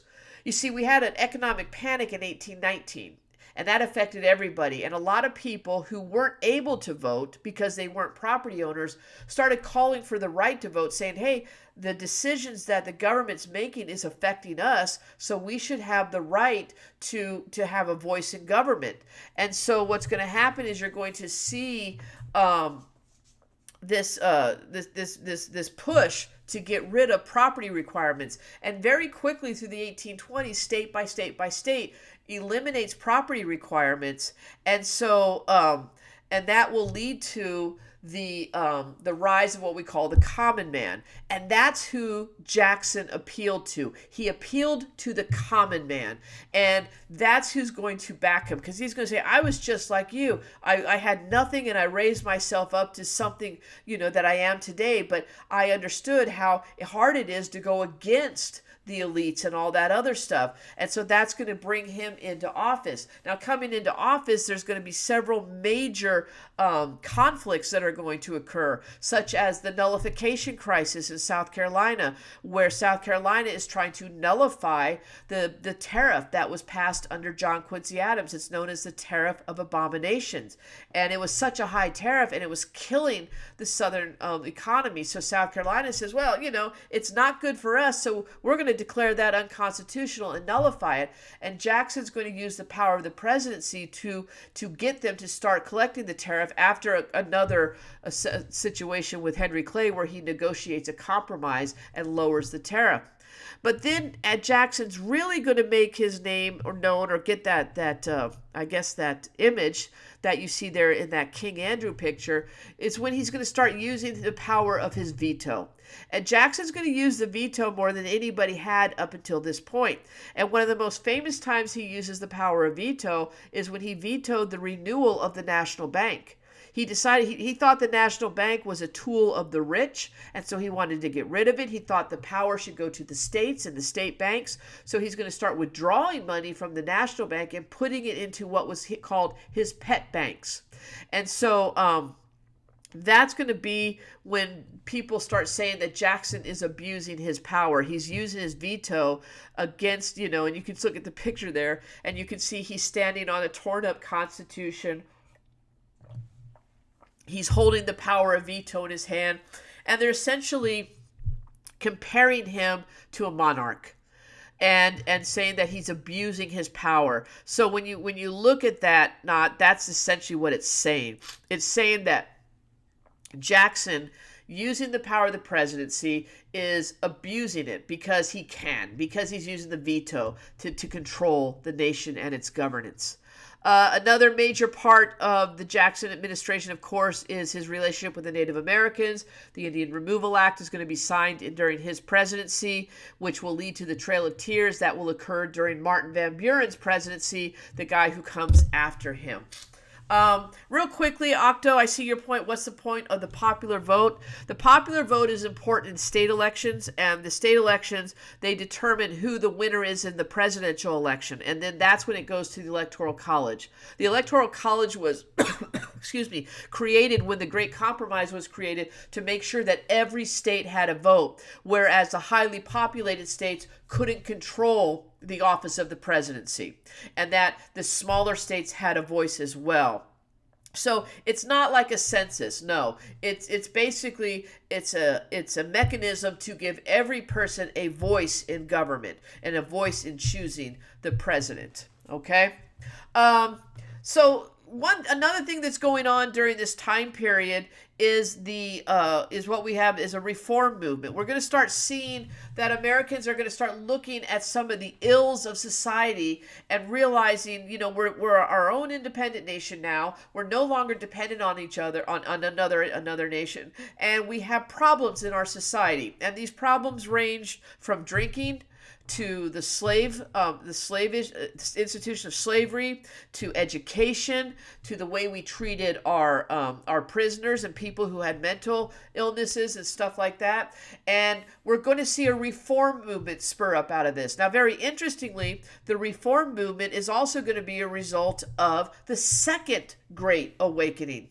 Now, we had the First Great Awakening in the 1730s. Now we're jumping to the 1830s, where we have the Second Great Awakening. The Second Great Awakening is another religious revival that originated here in the United States. It's going to spread to all the states. It's going to be a huge sweep of evangelism and a growth of Christianity in our country. And the folks who are part of this movement said, you know what, we have a responsibility as Christians to go out and help society. So the Second Great Awakening is going to spur the reform movements that you're going to see rise up during the 1830s, the 1840s, going into the 1850s. And so we're talking about the temperance movement, the abolitionist movement, Dorothea Dixon prison reform and stuff like that. So you want to have a working knowledge of some of the different reform movements that occurred during this time period.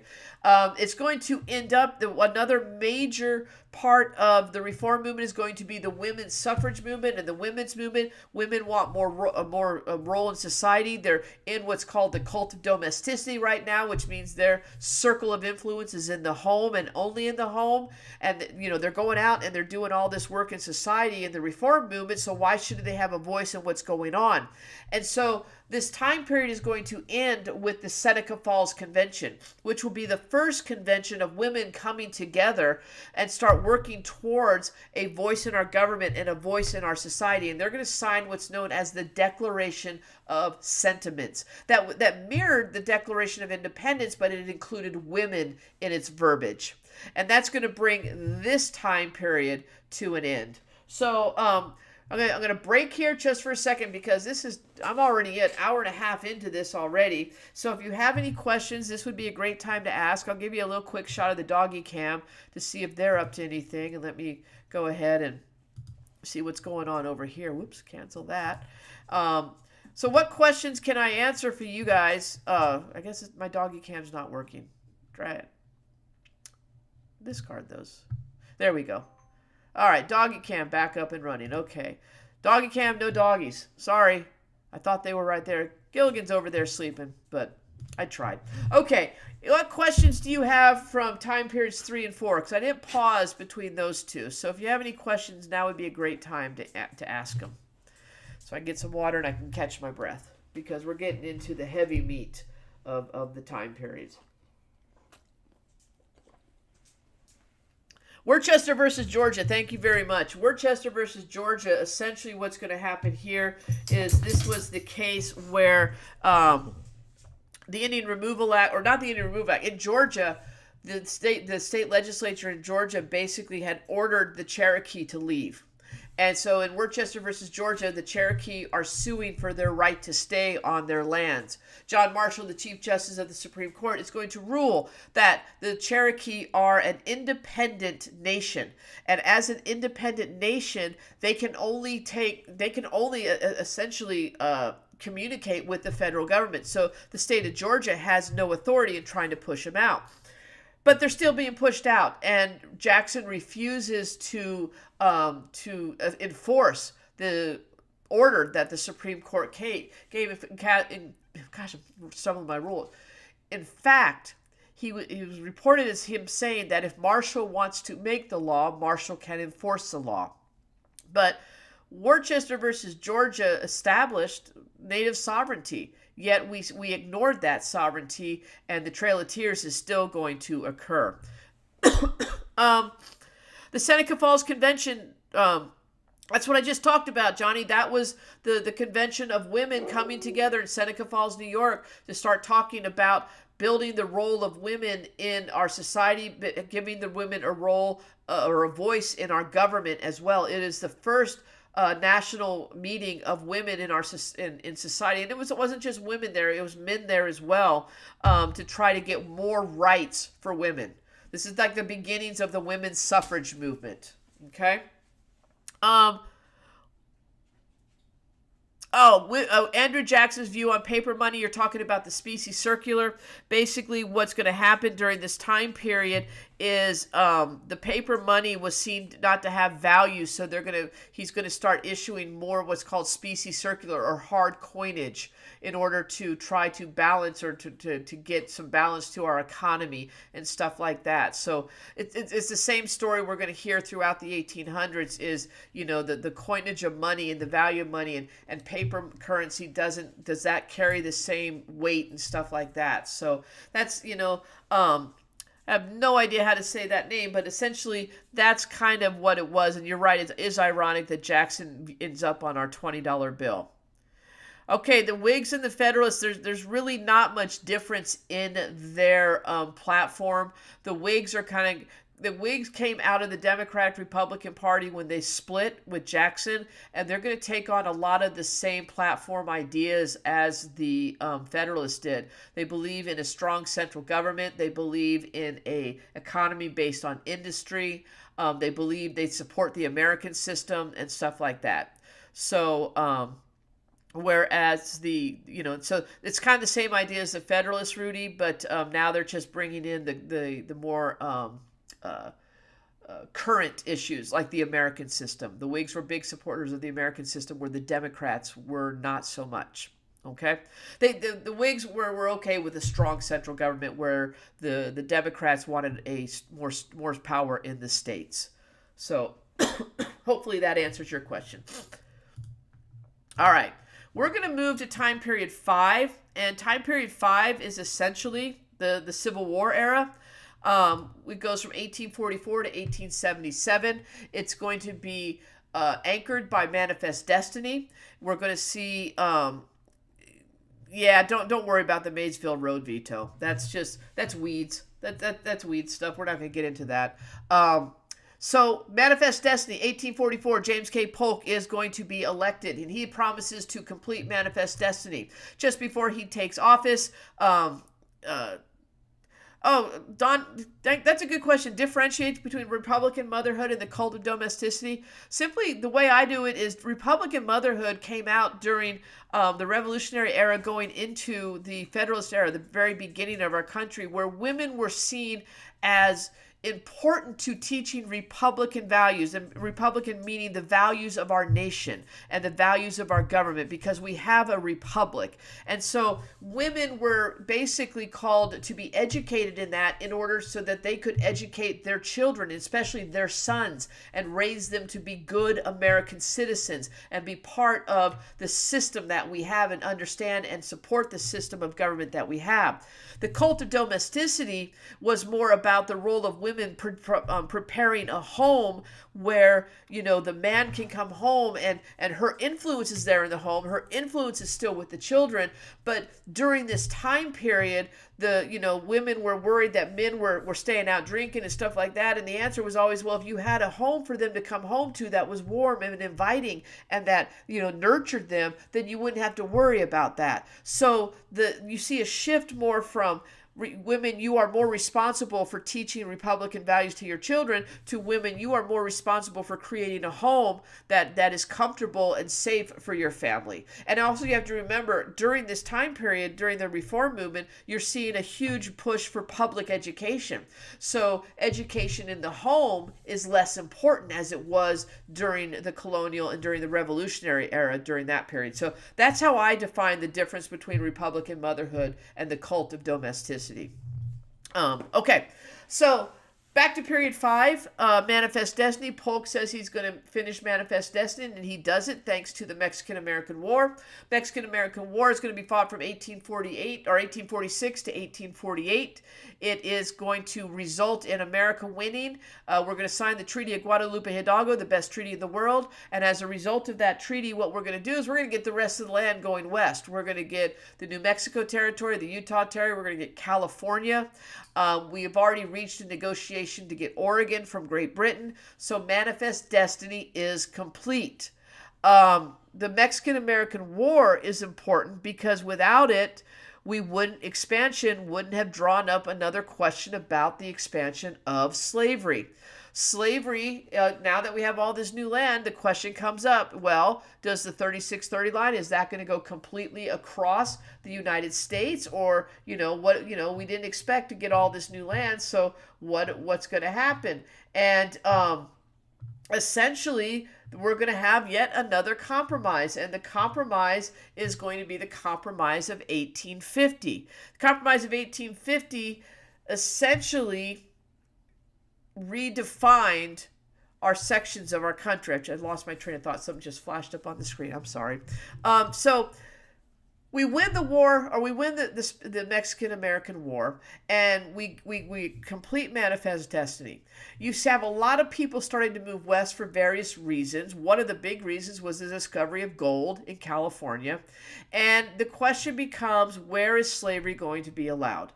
So what's going to happen with the Compromise of 1850? California is going to come into our nation as a free state.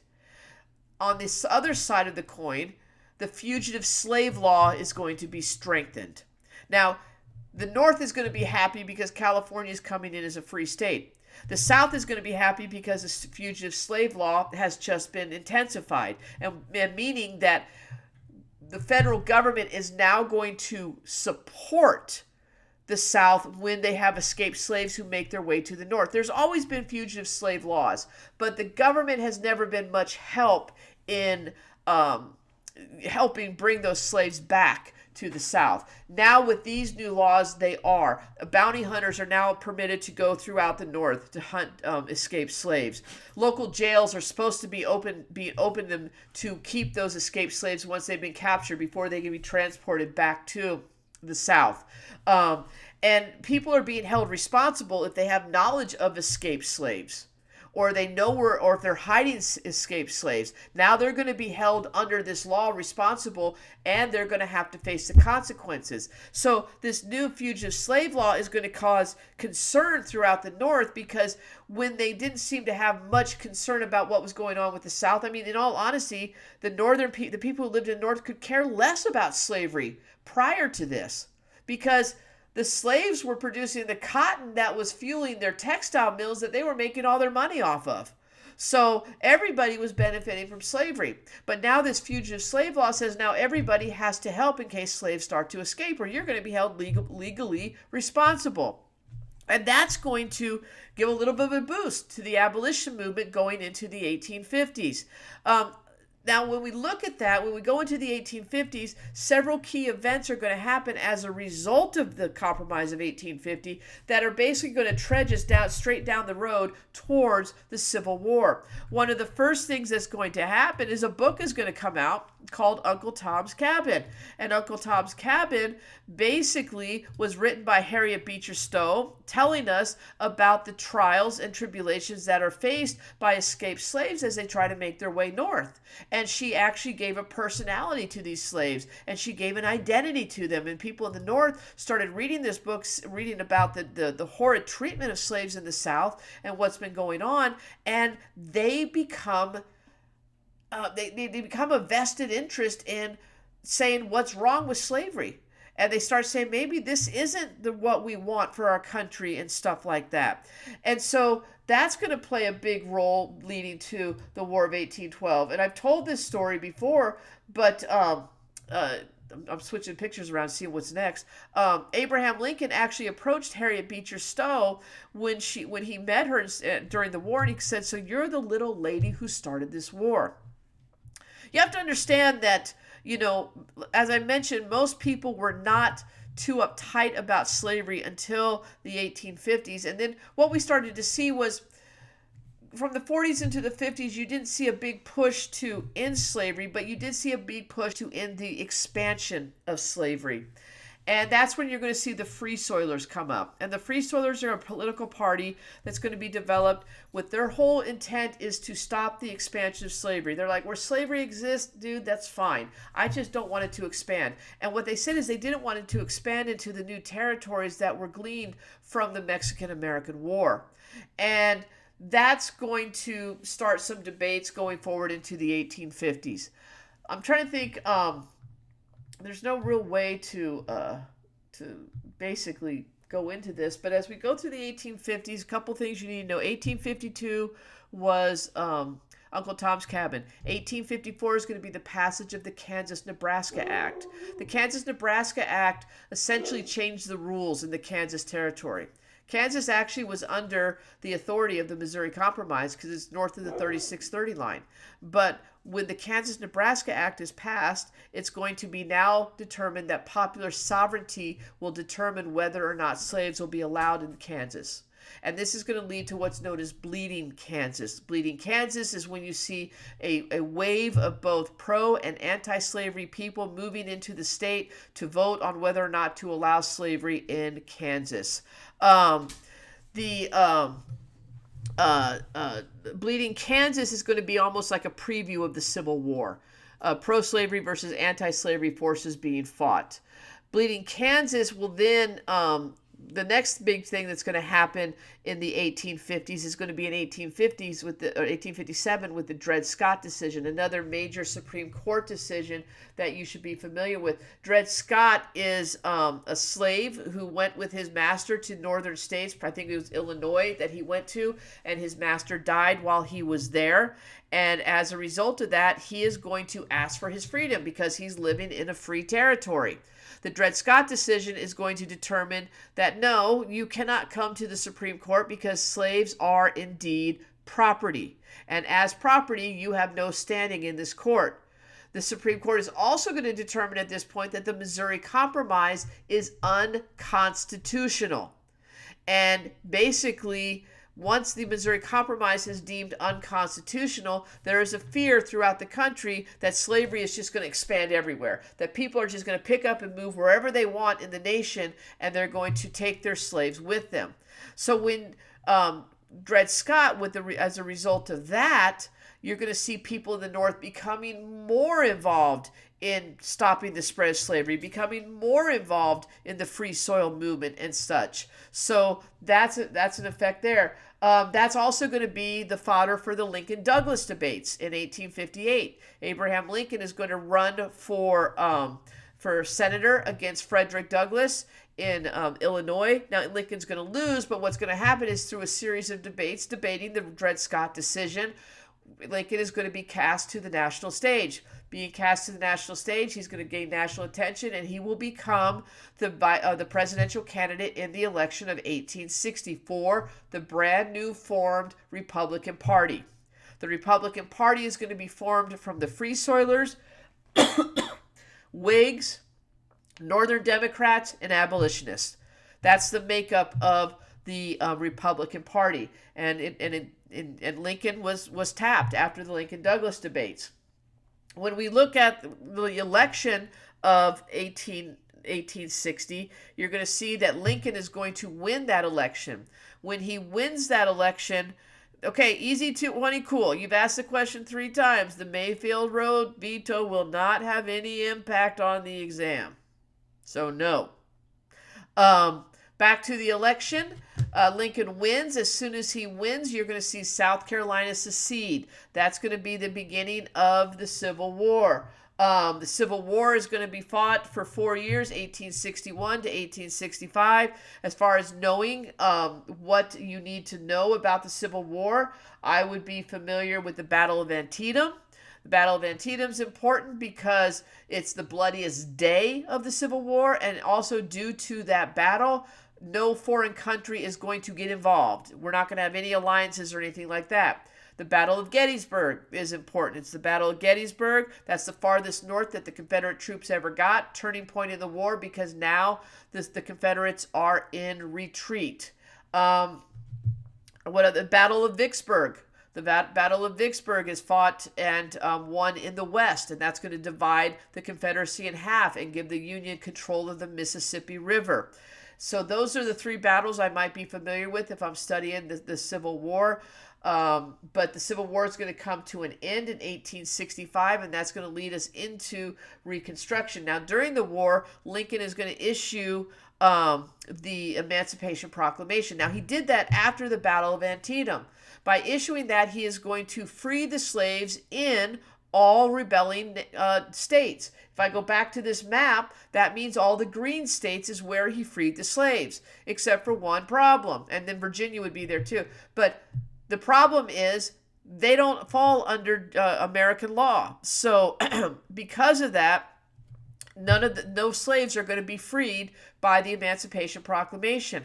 Even in the border states like Missouri and Tennessee and West Virginia and Maryland and Delaware, those are the border states that stayed with the Union.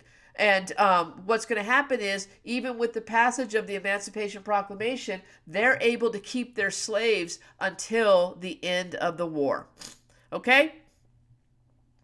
Andre, you're giving the exact advice I would. You know, it's very specific, so you probably won't see it. And the panics, 1837, 1839, those are 2 panics that you really don't need to know.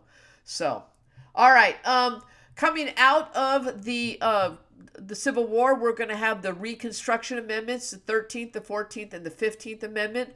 Remember that the 13th Amendment freed the slaves, or outlawed slavery, excuse me. The 13th Amendment outlawed slavery, the 14th Amendment made them African American citizens, and the 15th Amendment guaranteed their rights as citizens. So the 13th, 14th, and 15th, remember, free citizens votes. Those are your Reconstruction Amendments. Make sure you know those, okay? I don't need that, so we're going to come back to this screen. Reconstruction, essentially Reconstruction was a failure. If you think about it, the whole the whole purpose of Reconstruction is we're going to rebuild our nation. Lincoln had a plan, but Lincoln's going to be assassinated, and so it's going to be the radical Republicans that are going to create a plan to reconstruct the America. We're going to see things like the Freedmen's Bureau is going to be created to help the newly freed African Americans, help them find jobs, help them get an education, help them find a place to live and stuff like that. But what's going to happen is the Reconstruction plan that's introduced by Lincoln and then tried to be put into place by Andrew Johnson, is going to be overruled, and the radical Republicans are going to do their form of Reconstruction, and that's going to include dividing the South into 5 military districts. And in order to regain statehood, what the districts need to do is they need to ratify the Reconstruction Amendments. They have to have a certain percentage of their population swear an oath of allegiance to the United States. They have to rewrite their state constitutions that will include the Reconstruction Amendments. And in the meantime, the military is going to be down and in control of the southern states. So that, Reconstruction is going to go on, and it's going to be a very difficult process. Now, what you're going to see during this time is you're going to see black codes being put into place. During Reconstruction, black codes were instituted by local local governments and stuff like that to try to limit the freedoms of freedmen throughout the South, limit their movements, put things like vagrancy laws and stuff like that to try to control them. We're also going to see the economic institution of slavery being introduced in sharecropping. That'll become a major component of the Reconstruction of the South. So Reconstruction is going to go on until about 1877. In the midst of that, we're just talking about panics. The Panic of 1873 is going to happen. The Panic of 1873 obviously is going to have create an economic depression in our country, and that's when people in the North are going to be like, why are we sending all this money and putting all these resources into the southern states? We're done with Reconstruction. We want you to come back up here. We want you to start focusing up here. And so what we're going to see happening is we're going to see the Compromise of 1877. And the Compromise of 1877 is when Rutherford B. Hayes basically says, I am going to go ahead and end Reconstruction if you make me president, because there was a conflict with some of the electoral votes coming out of the South.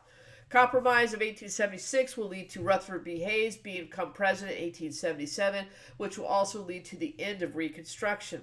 The problem with that is we had not reconstructed our country. And I'm not talking about the states. Our states had come back, but our society had not come back. We were still very divided. And when Reconstruction ends, the military pulls out, and what you're going to see is home rule is going to come back in. The South is going to start creating their own governments again, getting some of the same old people back in there, and kind of undoing some of the things that happened during Reconstruction. And we're going to enter into what's known as the era of Jim Crow, and we'll talk about that in our next topic. We're going to take a break right here, and because we've been going for 2 hours now. We've gotten about halfway through the curriculum, which is crazy. I got to go a lot faster for the second half. But I just want to take a break and talk about some test-taking strategies and answer any questions you might have about the structure of the test. Now, when you go through it, remember you have the multiple choice section, you have the SAQs, DBQ, and LEQ. For the multiple choice section, 55 questions, 55 minutes. Read the questions carefully. I always tell my students, read the question first, then look at the source, just the source, don't read the stimulus, and then look at the answers to the questions. Then, if you don't know the answer, then you go and read the actual stimulus. But always start by reading the source and the question first to know exactly what they're looking for. Always eliminate the wrong answers. Eliminate what you can't use. Look for qualifiers that say like most likely or never or all. If you see those type of words in the answer choices, those probably are not going to be the correct answers. Anytime you see a quantifier on there, especially all or never, if you see that word in an answer, that's not going to be the correct answer. Don't spend too long on each question. You have on average 1 minute per question. Don't get into the. I didn't tell my students this today. Don't get into the habit of leaving questions blank and saying I'll get back to them, because the questions are built almost as they build on top of each other. So you start a flow. So each set of questions is answered in a flow. And so if you leave like the second question of 3, you leave that blank, you almost have to go back and then reread the stimulus and reacquaint yourself with everything that's going on. So to get what I believe is the best, 65%. Last year, the average, it was a 68%, which I thought was a little bit high. But if you're around 65% on the multiple choice, you're doing good. So what is that? I don't have my calculator here. Someone multiply 35 or 65% times 55 questions and put it in the chat so we know what that number looks like. But that's the one number that you need. Excuse me just 1 second.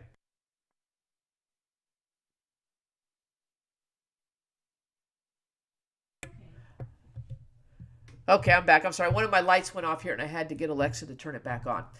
So that's what I would recommend. When you do your SAQs, you're going to be typing them, but make sure you label them A, B, and C. It makes it a lot easier for the reader to grade. Don't just write this long paragraph that answers all 3 parts together. Just, ABC. I always say plan your essays before you write them. Plan your LEQ first. Thank you. That's 35 questions that you have to get 65%. But with the essays, plan your LEQ first, and then plan your DBQ. That's what I told my students. That's what I'm going to tell you again. And plan, if they're planned out, even if it takes you 25 minutes to plan your 2 essays, you are still better off than trying to write it cold. And I tell my students to plan the LEQ first because if you write the DBQ, which is worth more, it's worth 25% of your grade. If you write the DBQ and look up and you only have 10 minutes left, if you have the plan already set in place for your LEQ, you can start writing it right away. They're going to give you scratch paper. Use it. Write out an outline for both essays and be ready to go, okay? Get a good night's sleep. I mean, we're going on 9:30 my time right now. I don't know how much longer we're going to go. I mean, obviously I got a lot more to cover, but don't stay up all night studying. You either know it or you don't at this point. You're not going to become a U.S. history guru in the next, next 10 and a half hours, okay? So get a good night's sleep. Eat a decent breakfast. Bring some snacks that you can munch on during your break, because you have a 10-minute break between the SAQ and the essays, and then bring a pencil or something to write with. I'm just going to say this for my students out there. Beware of any writing utensils that you might get as a little gift as you go in the door tomorrow morning, because they might not be the best quality and they might not last. So have a backup pencil or pen with you, okay? And bring your ID. You need to have your ID to get into the test. Just a couple writing strategies just to throw this out here. Answer every part of the SAQ. Make sure you're giving evidence. When you write your DBQs, try to group your documents in like 2 or 3 documents in a group that cover a topic. I tell my students you want to do do 5 documents. I want you to completely analyze 5 documents, and we use SPY to analyze our documents, which means for every document, you're going to summarize the document. The P stands for tell me how the document answers the prompt, and the Y. Why was this document created? What was the intent of the author? They wanted something to happen. Yes, I will be back for 6th period. I'm going to be there. I'm going to be there all day. But yeah, we'll be back in 6th period. DBQs, LEQs, make sure you have specific evidence. Man, the DBQ guys, oh my gosh. I've done the DBQ, I've done the reading for years, and I cannot tell you how many people do not put outside evidence in their DBQ. That should be the easiest point in the DBQ. Make sure you're putting some outside evidence in there. For contextualization, there is no magic formula for contextualization, guys. Just set the stage for the story. Give a couple pieces of specific evidence. So if you're writing an essay about the American Revolution, talk about the French-Indian War and how that's going to lead to a rise in taxation on the colonies, such as the Stamp Act and the Townshend Acts. And due to this, the Americans are going to declare that they should be independent from England. That's all you need to do. You just set the stage, okay?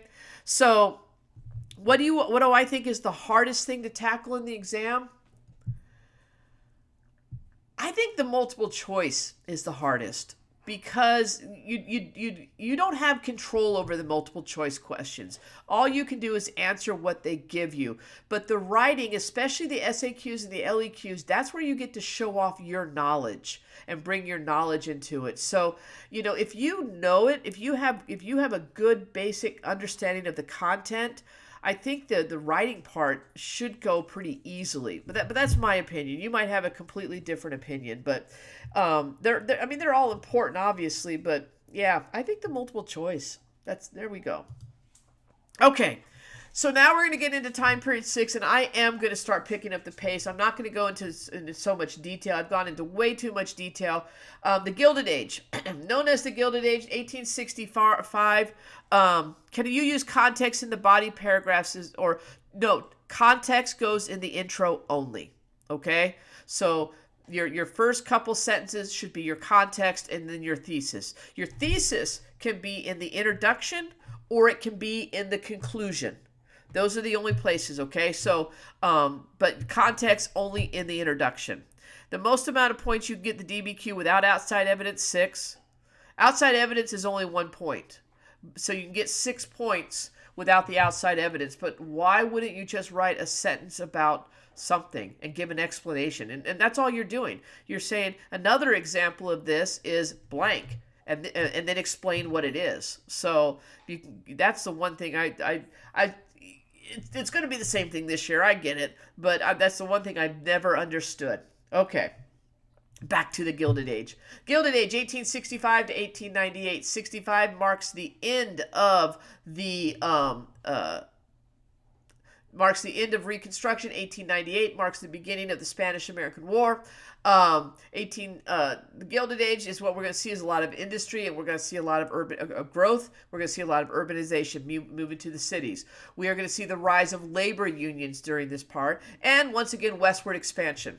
This is going to be the last unit that westward expansion is not a part of. Westward expansion is going to occur coming out of the war, because in 1862, there you go. I see what you're saying. 1862, during the war, they passed the Homestead Act, 160 acres to anybody who wanted to move west. Excuse me. And if they settle it, they get to keep it for free. So that's going to spur a lot of people moving west. And as they move west, obviously they're going to have conflicts with the Native Americans. Probably the biggest conflict that's going to happen is with the Sioux. Now, one thing that helped people expand west was the construction of the Transcontinental Railroad. Transcontinental Railroad going west is going to allow a national market to be created. And you're going to start to see mass production and mass consumerism due to the construction of the Transcontinental Railroad. You are also going to see the lands being taken over by settlements and the Native Americans being pushed further and further off. This is going to lead to what's known as the Sioux Wars.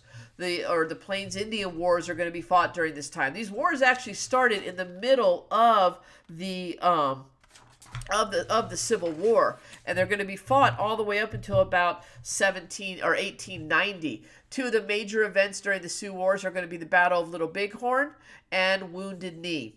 Wounded Knee is the official end of what we call the American frontier. Now, what the government tried to do is first they tried to push Native Americans onto reservations, and the reservation system didn't work because the reservations kept getting moved and kept getting smaller. The next step towards dealing with the Native Americans was an assimilation movement. Well, first of all, they passed the Indian Appropriation Act, and the Indian Appropriation Act basically voided all treaties that they had made with the Native Americans. But the assimilation movement is going to try to assimilate Native Americans into American society. And so the Dawes Act is going to be passed, and when the Dawes Act is passed, they're essentially going to take away all the lands from the Native Americans and then give it back to them in 160-acre plots and say, hey, if you farm this, if you settle it, if you live like us, you can become an American citizen and you can keep that land. But what we're trying to do is essentially eliminate the Native American culture. But that's not going to work. The Dawes Act is not going to work. And so Wounded Knee in 1890, which was essentially, the last stand, if you will, you had the ghost dance movement going on. But when that massacre occurred, that kind of marked the end of the Native Americans on the Great Plains. It marked an end to that. It also marked the closing of the American frontier. The census of 1890 essentially declared that the American frontier was now closed. So that's westward expansion, but we also saw the rise of industry during this time. The industry is going to take off, and we're going to see, let me see if I have anybody here I can show you. Yeah, we're going to see the rise of the capitalist. We're going to see the rise of the monopolist, and we're going to see the rise of new business structure and everything. And so we're going to have these the monopolists, Andrew Carnegie, J.D. Rockefeller, and others are going to become the economic leaders of our country. J.D. Rockefeller, Andrew Carnegie, those are the ones I'd center on. They introduced a couple new business practices. Andrew Carnegie is going to introduce what's known as vertical integration. And vertical integration essentially means you control all aspects of the production of a product. So if you are, well, I heard this example earlier tonight. If you're a furniture maker, what you're going to do is not only are you going to own the land where the lumber is being grown, you're going to own the trains that transport that lumber to your lumber mills. You're going to mill the lumber, turn it into wood that can be built, and then you're going to also own the factory that builds the furniture from the wood that you milled, and then you're going to own the store that sells the furniture. So you own every single part of production of a particular product. That's vertical integration. Rockefeller, the guy right there in the middle, Rockefeller introduced what was known as horizontal integration. Horizontal integration was you control one aspect of production and you just buy everybody else out. So Rockefeller controlled the refining process of oil in our country, and he ended up buying up all of the oil refineries in, all the little ones and everything, where he essentially controlled oil in our country because he controlled the refining. Jackson, I honestly don't know if he ran a secret society. I would not be surprised. I'm sure there were. So, but I don't know of a specific one that he ran. So those are the two big guys that you need to know as far as the capitalists or the industrialists, and they are going to create monopolies, which are also known as trust. That word trust and the monopoly, they're kind of interchangeable, so don't let that throw you off. If you see trust, think monopoly. And what we're going to see is the monopolists are going to actually have a lot of control over the economy of our country, and a lot of people believed that they had control over our government as well, that they had too much influence over our government. That's what this cartoon is all about right here, showing all the different monopolies and how they're kind of overseeing the government and trying influencing what the government's doing and stuff like that. So that's going to be a problem that some people have. Another problem that people have with this is the laborers. There's a lot of immigrants. Well, I'm jumping all over because the Gilded Age is there's so much going on. We have a lot of jobs being created due to the industrialization of our society. And so all these jobs are going to attract people from all over the world. So you're going to have a lot of immigrants coming into our country during this time period seeking jobs. Now, because there's so many people coming in, the jobs, are you're easily replaced if you don't want to do the job, because there's always someone else willing to come to work. And so that's going to lead to the rise of labor unions, because the unions are realizing that workers are being mistreated because there's a surplus of workers. And if you get hurt on the job or you die on the job, God forbid, there's always somebody else who can step in and take your place. And if you're not willing to accept the meager wages I'm paying, there's always someone willing to come in and do that. And so the immigrants were the ones who did that. So you see the immigrants start to come in, and you see the rise of labor unions, and then you'll see strikes and everything like that. Some of the strikes you should be familiar with, maybe the Great Railroad Strike, the Homestead Strike. The Haymarket Riot wasn't necessarily a labor strike, but it was a labor crisis where you had a riot in Chicago, and that's going to spur, that riot in Chicago is going to spur the fear of socialists in our country. Immigrants combined with what we saw with the Haymarket Riot, there was a fear of socialism growing in our country during this time period, because a lot of these immigrants are now coming from Southern and Eastern Europe, and they're bringing some of their socialist ideals in there. And what we're going to see is this fear of socialism start to grow during the Gilded Age, and it's going to carry over into the 20th century. The political side of all of this is there seemed to be a lot of political corruption during this time period as well. And I mean, that's why you see cartoons like this coming out. This was a vision of the political corruption in our country, and you saw political corruption in our cities. And Courtney, I just saw that you answered what state was Boss Tweed in, and Raymond, thank you for answering. He was in New York City. Boss Tweed, Tammany Hall, was the perfect example of political corruption that was occurring from city to city. And this corruption was essentially you had one political party that controlled the city's government, and that often controlled the state governments as well. No, Layla, it was I can see him. Who bought steel? It was, I'm drawing a blank. J.P. Morgan. J.P. Morgan is the one who loaned money to, right? Don, if you're still online, correct me if I'm wrong, but it was J.P. Morgan, I believe, who loaned money to the government, his gold. So, okay, Gilded Age, we've talked about industrialization. We've talked about immigration. We talked about westward expansion. We didn't talk about urbanization. Urbanization, obviously, people are moving to the cities because they're looking for jobs. And so there's not a lot of places to live. So you're going to see the rise of tenements. Tenements were these very dangerous, dirty, disease-infested slums that people lived in, where you had, 5 or 6 families living in the same room or something like that. That's going to be urbanization. You're going to see the rise of cities during this time, and that also that also contributes to the political corruption at the time. Sorry guys, I'm getting tired, so my mind is kind of wavering a little bit. Couple big cases during the Gilded Age. You got to know Plessy v. Ferguson. When we came out of Reconstruction going into the Gilded Age, we entered into a system called Jim Crow. Jim Crow represents segregation in our country. And what we started seeing was separate facilities for everybody. The Jim Crow laws were spread throughout the South. And in 1896, there's going to be a Supreme Court case that legalized it, that said separate but equal is good, is fine. And we're going to accept that, and we're going to allow that in our country. That kind of ties into your question, Quinks, about the New South. The New South was an idea that was introduced coming out of Reconstruction, saying we need to reconfigure our Southern economy.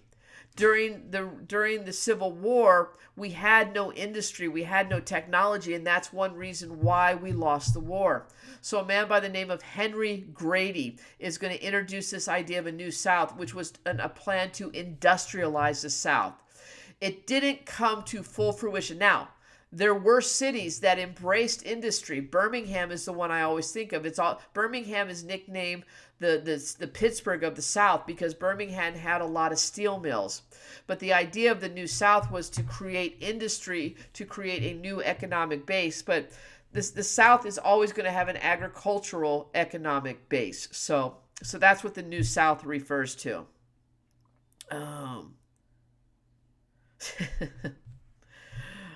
All right. Anyway, okay. So Plessy v. Ferguson, I got that. I talked about the New South. I talked about urbanization. I talked about immigration. I talked about industrialization. I talked about westward expansion and the closing of the frontier. Is there anything else that I'm missing from the Gilded Age? If you're going to review one period tonight, I'd review the Gilded Age. I don't know why. Just there's so much going on. But we're going on time period 7. Time period 7, also a lot of... What the heck? Come on back. There you go. Okay. Some of the... I like the analogies. All right. 1890 to 1945 is period 7. That's going to start with the closing of the American frontier, and that's going to go into the Spanish-American War, into the Roaring Twenties, into World War I, into World War II. All of that's going to take place during this time. During period 7, this is when the United States becomes a world power, and it starts with imperialism. When the frontier closed, we're like, well, now what? Because expansion has always been part of who we are. And the simple answer is, well, let's go beyond the borders. And we started looking for places that we could expand our influence. Now, the United States was never looking to colonize. What we were really looking for was new markets. Because during the Gilded Age, we were building up all sorts of new products and stuff like that, and we want to sell them. So we need new markets to sell. So where can we sell them? And the first natural place to go is south, going into Latin America, going into South America, and places like that. And Cuba is an area that we had always coveted. If you think back, just before the Civil War started, you had the Ostend Manifesto, which was introduced as an idea to bring Cuba in as another state to the Union, a slave state. That was not passed, but we hadn't given up on Cuba. And American corporations during the Gilded Age had moved into Cuba and other Latin American countries. And so we decided we wanted to try to expand even further. Now, Spain had control of Cuba, and Spain was not going to give us Cuba. But there was reports coming out of Cuba that the people there were being mistreated. And our newspapers are going to pick up on those reports and start reporting on them and start sensationalizing them. And we call that yellow journalism. And what we're worried about is our American investments down in Cuba. So President McKinley, who is now the president, is going to send a U.S. warship down into Havana Harbor, and he is going to basically say that if any American interests are messed with, they're going to have to deal with the ship that's there. We're sending that ship down as a show of force, but also as a show of security for our American interest in Cuba. Well, what's going to happen, I think you guys know the story, is the USS Maine is going to blow up in Havana Harbor. And we're going to see that as a basic an act of war by the Spanish. The newspapers made it very clear that it was the Spanish who attacked us. Let me say that again. The newspapers made it very clear that it was Spain who attacked us. It wasn't Spain, a boiler blew up, but we're going to use this as a justification to declare war on Spain, and we're going to go into what's known as the Spanish-American War. The Spanish-American War basically was fought in 1898, and it was fought down in Cuba, and it was fought over in the Philippines because that was another land holding that Spain had. The war is going to come to an end in about 4 months, and at the end of that war, we're going to sign another Treaty of Paris that's going to give us new lands. We're going to get control of the Philippines. We're going to get Puerto Rico. We're going to get Guam. And we're also going to see Cuba almost come under the protection of the United States. Cuba is going to get her independence. However, we're going to sign the Platt Amendment, and the Platt Amendment basically declared Cuba independent. However, they had to have American, approval for things like treaties and stuff like that. We're going to go into the Philippines, and the Philippines were not too happy that they didn't get their independence, and because we told them you're just not ready for independence. Because one reason that we went to war against Spain was not only the attack on the USS Maine, but also social Darwinism was a big reason. Social Darwinism evolved out of evolved out of the Gilded Age, when your monopolist said that it was due to social Darwinism, the survival of the fittest, that they were able to rise to the top, and just some people are just better than others. And we took that theme into the Spanish-American War, saying, well, if we start to imperialize and we go out into the world, not only, we're not going out to colonize, we're going out to help people who aren't as evolved as we are. They're not as, what's the word I'm looking for? It's going to come to me. But essentially, they're not as technologically savvy. They don't have the education that we do. And because of social Darwinism, we need to go out and do that. That was what we called white man's burden. So we win the Spanish-American War. Now the Philippines are revolting against us, but eventually that one comes down. And now America has become an imperializer in the world. We didn't just take, the Philippines or anything. We also took Hawaii during this time. We went into other islands in the Pacific. We're actually we want to build naval bases in all these areas, because what we learned from a book that came out by Alfred Mahan called The Influence of Sea Power was that strong countries have strong navies. And so we're trying to rebuild our navy. Now, during the Gilded Age, we had some problems with society, and we started to see yet another reform movement start up. And it started in during the Gilded Age with things like Jane Addams and the settlement houses and stuff like that. But then it's going to carry over into time period 7. And we're going to see the Progressive Era start during this time. In the Progressive Era, we're going to see new amendments being passed, like the 16th and 17th Amendment. We're going to see reform come about with child labor laws. We're going to see things like the Meat Inspection Act passed as a result of I'm realizing as I'm telling these stories that I am jumping over all sorts of stuff. I didn't talk about the muckrakers in time period 6 who exposed all the corruption and all the problems in our society. And because of the muckrakers, we're going to seek reform, and we're going to seek our government to start passing laws to protect us. The perfect example of this is the book The Jungle. And when The Jungle exposed the meatpacking industry, what's going to happen is the Meat Inspection Act is going to be passed, and the Food and Drug Act is going to be passed. And so that's all part of the progressive reform movement. I didn't talk about the Populist Party, the political party that evolved out of the farmers movement during the Gilded Age. Well, the populist ideas, the Omaha platform that they presented in the election of 1896, is going to become the basis for the passage of the 16th and 17th Amendment, which, set up income tax, and it also set up direct election of senators. Speaking of the populists, I didn't talk about bimetallism. Make sure you know about William Jennings Bryan and his Cross of Gold speech. And that election, because that's what got McKinley elected. And again, it was McKinley who took us into the Spanish-American War. So again, there's a lot going on, and there's only so much I can talk about here.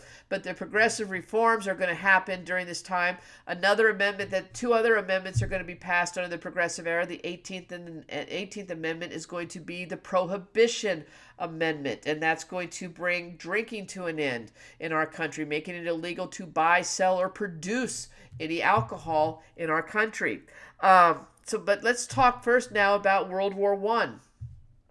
World War I is going to be kicking off in 1914 over in Europe. And while the United States doesn't get involved in it at first, by 1917 we do get involved, and you're going to see society we're going into total war where our entire society is involved in this war. Women are working in the factories. We're rationing. We're saving money while the men go off to war. Now, we didn't fight very long in World War I. We didn't have a major effect, but the 10 months we were there essentially helped gain the victory for the Allied powers. And President Wilson at the time, he is going to go over there and he is going to help negotiate the Treaty of Versailles. And the biggest part of the treaty was his little baby called the 14 Points. And the beautiful part of his 14 points was what was known as the League of Nations.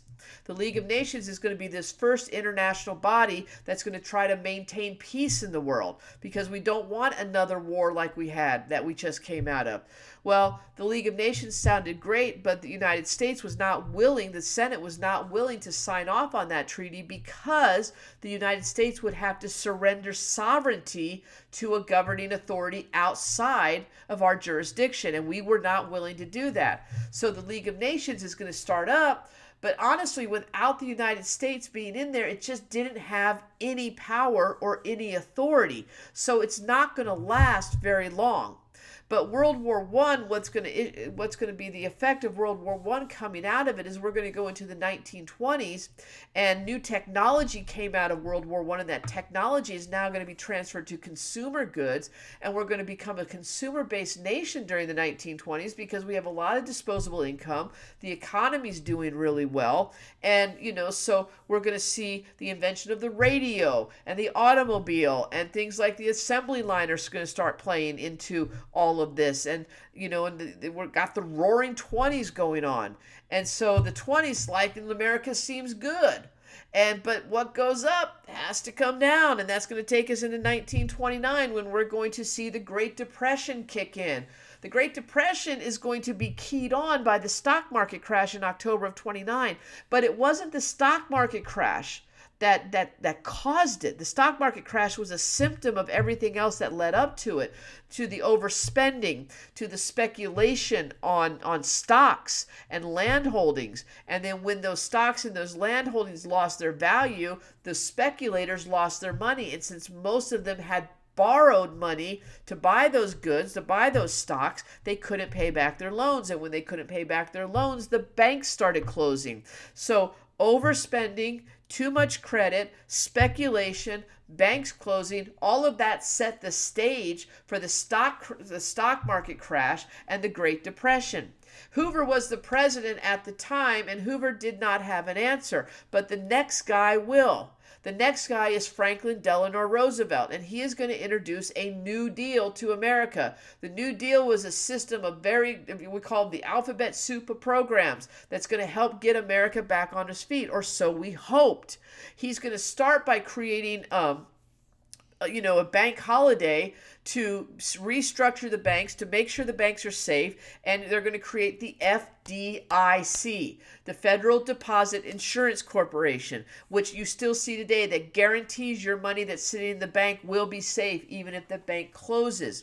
He's also going to start to create short-term work projects like the CCC, the Civilian Conservation Corps, the Works Progress Administration, among others. You're going to, when you're studying the Great Depression, if you just know a couple of those, you're fine. You don't have to list them all. So if you know the CCC and you know the WPA, you're good. The permanent things that came out of the Great Depression, well, Social Security is the biggest one. Social Security is going to be created, and that's going to, we still have that today. Other agencies are going to be created like the SEC, the Securities and Exchange Commission, the TVA, the Tennessee Valley Authority. So all of these programs were created to get us out of the Great Depression. The problem is they didn't get us out of the Great Depression. By 1937, we had gone back into a recession, unemployment was going back up, and things weren't looking that good. But meanwhile, over in Europe, another war is starting up. And America doesn't want to get involved in this war. And America is going to pass a series of neutrality acts in 1935, 36, and 37 saying, we're not doing it.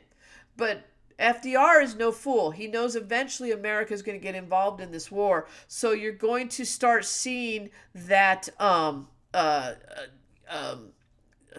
just lost my every time something pops in the chat, I lose my train of thought. So the neutrality acts are going to set up, saying that you can't give loans to warring countries. You can't sell weapons to warring countries and stuff like that. But then you're also going to see things put in there like cash and carry, where we'll trade with warring countries, maybe not weapons, but from now on, you got to bring your own ships and you got to bring cash. We're not giving credit to anybody, and we'll start trading with you. Now, as the war starts to kick on and we see the Allied powers falling, FDR starts to get a little bit more involved, and he's going to start kind of skirting around those neutrality acts by using the cash and carry, by doing lend-lease, where we're going to start building and producing war supplies, and we're going to lend them and lease them to the British so they can fight against the Germans. The other thing in 1940 he's going to do is issue the very first peacetime draft. That's going to give a great shot in the arm to the unemployment numbers of the Great Depression. And what's eventually going to happen is the United States will be pulled into the war. December 7th, 1941, Japan is going to bomb Pearl Harbor, and the U.S. will declare war on Japan, and Germany will declare war on us. And we go into another total war scenario where the entire society is involved in fighting this war. One of the most iconic figures who come out of this war is Rosie the Riveter, representing all the women who served during this war, whether they served working in the factories or they served in the armed forces. Women played a huge role in this war. African Americans and other minorities played a huge role in this war. While we were still fighting as segregated units, in this war compared to World War I, African Americans were allowed to fight. And some great heroes came out for the African American community. Doris Miller, who served in Pearl Harbor, and the Tuskegee Airmen are other people you should know.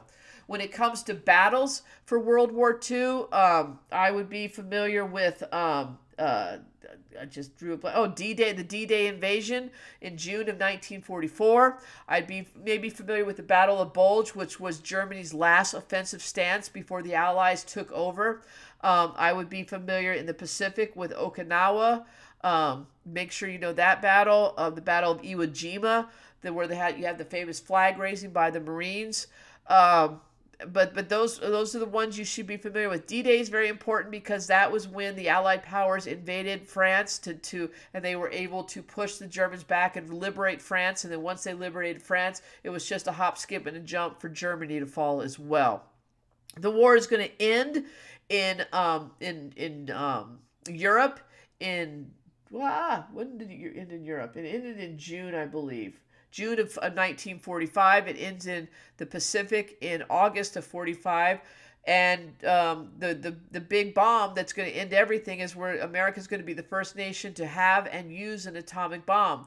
And in August of 1945, we're going to drop the first bomb on Hiroshima, and we'll drop the second bomb on Nagasaki.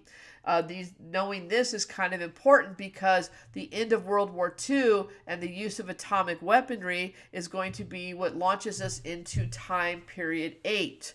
Time period 8 is often known as the Cold War. The Cold War essentially evolved from World War II in the sense that, even though the Soviets were our allies during this war, they very clearly had their own agenda once the war was over. The Soviets were looking to expand their empire. Stalin wanted to expand his empire. It started with the satellite nations that had once been occupied by Germany. Now he wants to take control of them. It was at the Yalta Conference.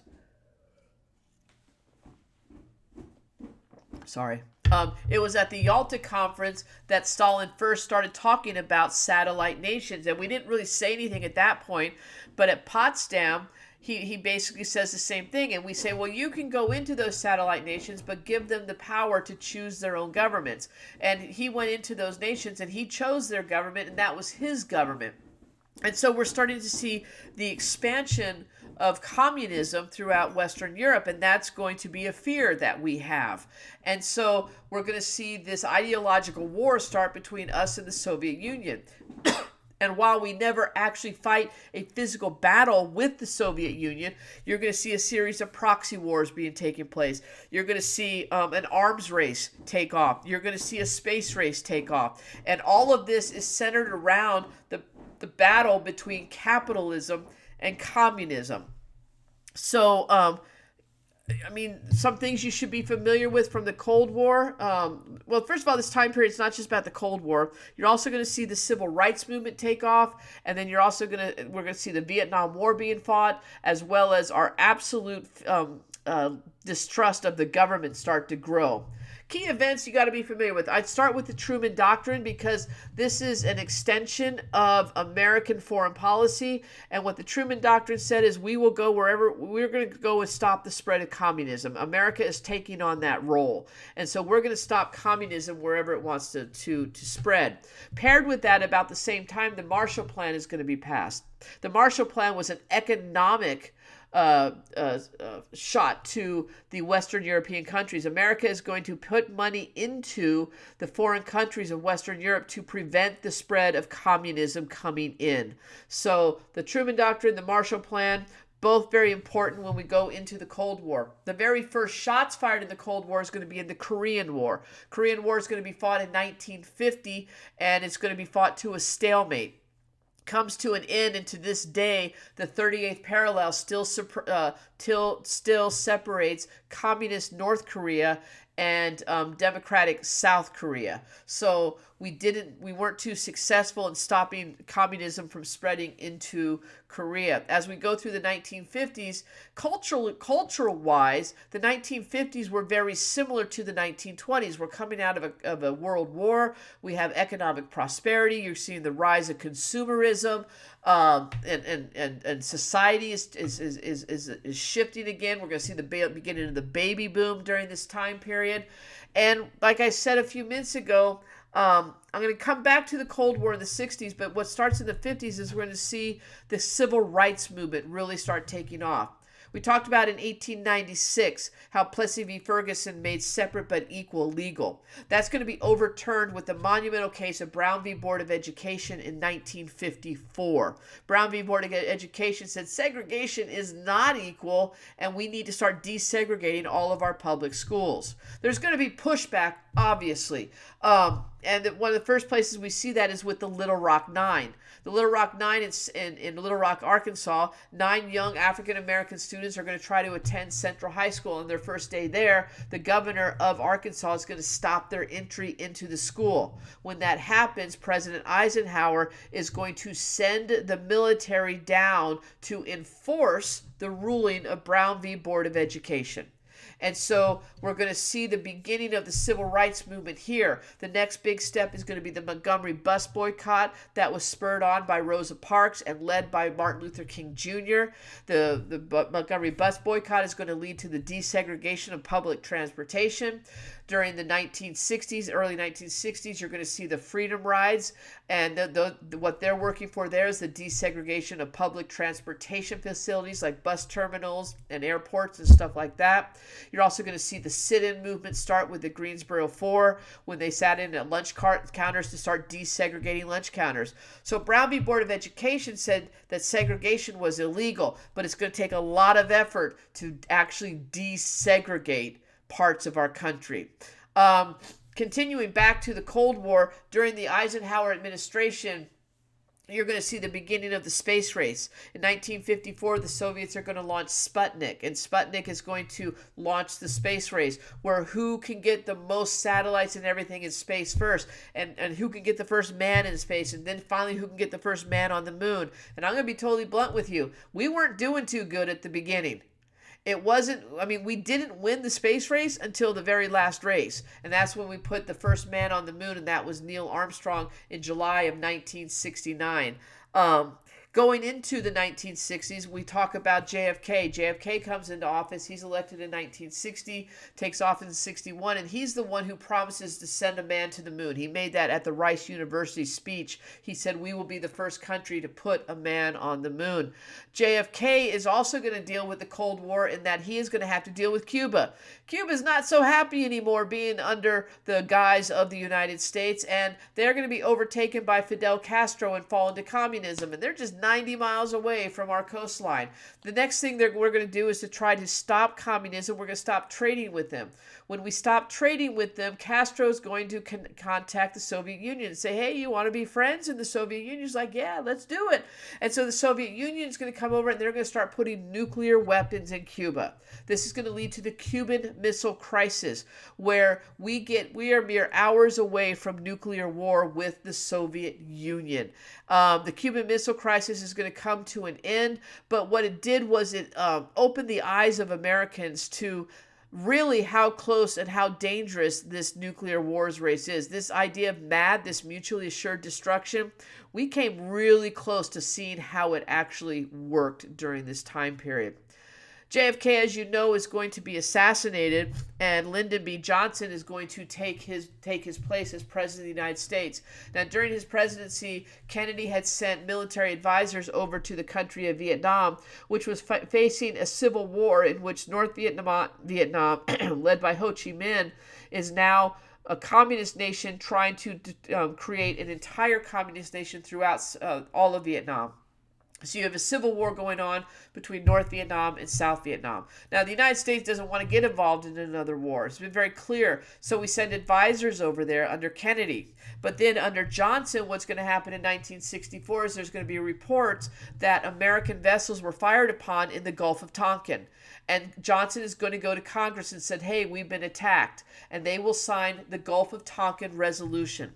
The Gulf of Tonkin Resolution gives the president full control over the checkbook. He can spend whatever money he wanted to for the conflict in Vietnam, and he's going to start sending troops over right away. We're going to peak at the total number of troops in Vietnam in 1968. 68 is a pivotal year for American history because this is where we learn that not everything is on the up and up over in Vietnam. Essentially what happened, 68, the Tet Offensive is being fought. And the Tet Offensive is being covered by American journalists, one of them being Walter Cronkite. And once they get their feet on the ground and see what's going on, they realize that this is not a winnable war. In fact, we've been told that we've been winning this war for several years, and it's not even close. Walter Cronkite is going to go on the CBS Evening News, and he's going to report that the Vietnam War is not winnable, and we can only fight to a stalemate. And we realize at this point that the government hasn't been completely honest with us, and we're going to see what's called a credibility gap being established. And this credibility gap existed between the government and the United States population, where we stopped trusting the government. And we realized that we had been fools for some time. you're going to start seeing protests against that. Now, protests were they were ramping up a big time in the 60s. They actually, you saw a form of protest during the 1950s, because the 1950s society followed this idea of conformity, where everyone was trying to conform to what, like, the television shows and stuff were showing us. And a group of young people called the beatniks, they pushed back against this conformity in society, and they formed their own identity. Well, that idea is going to kind of carry over into the 1960s, and we're going to see a new movement start during the 1960s called the hippie movement, or the free love movement. And it's going to be, you're going to see, the increase in drug use and free sex, and just living life for the moment and stuff like that. And we want to make love, not war, and all that other stuff. And when 68 hit, then the idea of free love and life is good and just let me be and do my thing kind of turned into anger. And they started protesting. We saw protests against the Vietnam War, and society started saying enough is enough. And in 1968, towards the end of that, the middle of that year, Johnson, when all this happens, he's going to withdraw from the next presidential election. And that's going to open the door for Richard Nixon to be elected as the next president. Nixon's going to come in, and he's going to he is going to withdraw from Vietnam, get our troops out of there, and he's going to use what was called Vietnamization.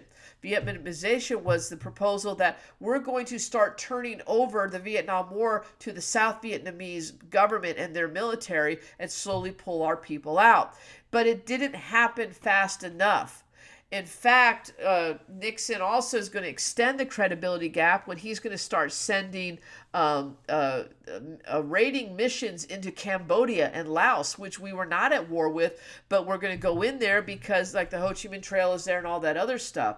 So it's not a clean withdrawal from Vietnam. Now, in the meantime, when we talk about Nixon, you got to talk about détente, because he actually goes to China, he actually goes to the Soviet Union and negotiates a cooling off of the Cold War, a cutting back of nuclear warhead production and all that. So those kind of foreign policy things are going good. And quite honestly, Nixon wasn't really degraded until he did it to himself. It's going to happen during the election of 1972 when he's running for re-election.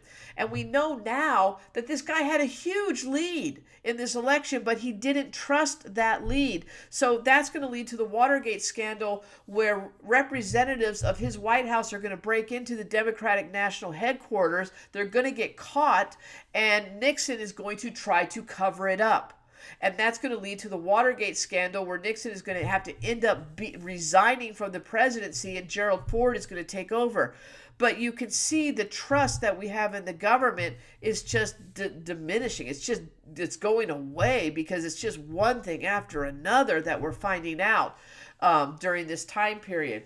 The 1970s economically was not good either. We're in a time period of stagflation, and which is high inflation, a stagnant economy, and we're in an energy crisis because of the oil embargo. Things are just not great in the 1970s. So when Nixon leaves, Ford comes in. Ford's not very popular. I mean, he's just kind of a milquetoast kind of guy. He's going to end up running for re-election, though, in 1976. He's going to run against Jimmy Carter. Jimmy Carter is going to defeat him, because Jimmy Carter is going to promise never to lie to the American people. And he's going to come in, and he's going to have some success on the foreign policy front. He's going to have the Camp David Accords, where he helped negotiate a peace between Israel and Egypt. But he's going to have a foreign policy nightmare with the Iran hostage crisis, where the Iranians are going to overthrow the government. And when we allow the former leader of Iran to come into our nation, that's going to anger them. And so militants of their new government are going to go take over our embassy and take Americans hostage. And Carter has to deal with this all the way to the end of his presidency, and he's never able to get those hostages released. And so that's going to kind of be a black eye on his presidency.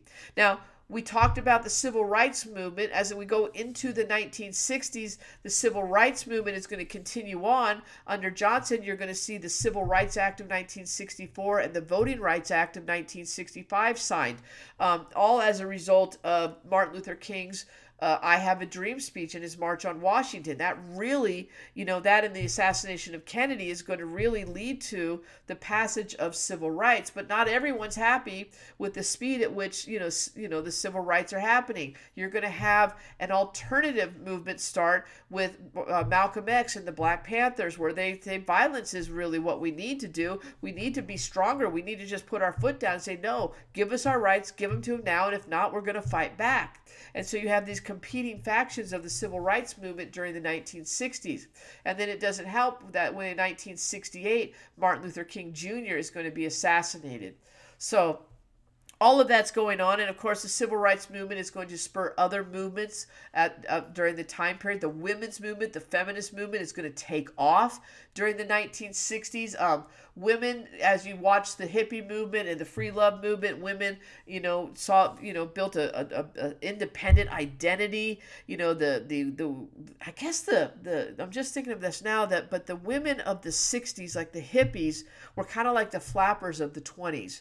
They're willing to express their sexuality more, their free love and just their independence and everything. And Betty Friedan is going to write a book called The Feminine Mystique, which essentially called women to leave the home and enter into the workforce. And so the women's liberation movement is going to kick off in the late 60s and carry over into the 70s. You're also going to see the American Indian movement during this time period. You're going to see the LGBTQ movement start during this time as well, after the Stonewall riots and stuff like that. So you want to have a little bit of familiarity with that. I think that's about all I want to talk about with time period 8, time period 9. Listen, I'm just going to give you the big ideas here. With the election of Reagan in 1980, you're going to see the rise of conservatism going into the 1980s. During this time period, from the 1980 all the way until today, you're going to see globalization grow, and our economy is going to be more based in a global society and global policies. We're going to look at, civil liberties during this time and the role of government, because our government has gotten huge. Some terms you want to be familiar with. Make sure you understand Reaganomics and his economic policy of trickle-down theory economics, or supply side economics. The Cold War is going to end in 1991. 9/11 occurs 2001, and then of course you're going to see the first African American voted into office in 2008, who will pass the Affordable Care Act, the universal health care coverage for everybody. And then the big thing during the period 9 is going to be the rise of social media. I mean, this tonight is a result of social media coming to the forefront in the 1990s into the 21st century. Okay, that's all I'm going to talk about period 9. I'm not going to go too far into detail with that. So basically, I've gone through everything. Way more than I wanted to. We've been sitting here we're coming up on 3 hours now. And so I've seen the numbers going up and down on who's here and who's not here. We've had a steady rate of about 35, 36 people here, which is fantastic. So now is when it really hits the fan. Now is when you need to start asking questions to keep us online. Because I've said all I need to say. Now I need to know what you need to hear. So what questions do you guys have that I can answer tonight before we call it a night? And I gotta get some more water here, so give me just a second. So I'm gonna pause a little bit, get some more water here, and see what is it that you want me to answer about this test. And if I can answer it, and I will, and if I can't, I'll tell you and I'll look it up for you. So what do you guys got for me? See if we can get out of this. Just a short pause.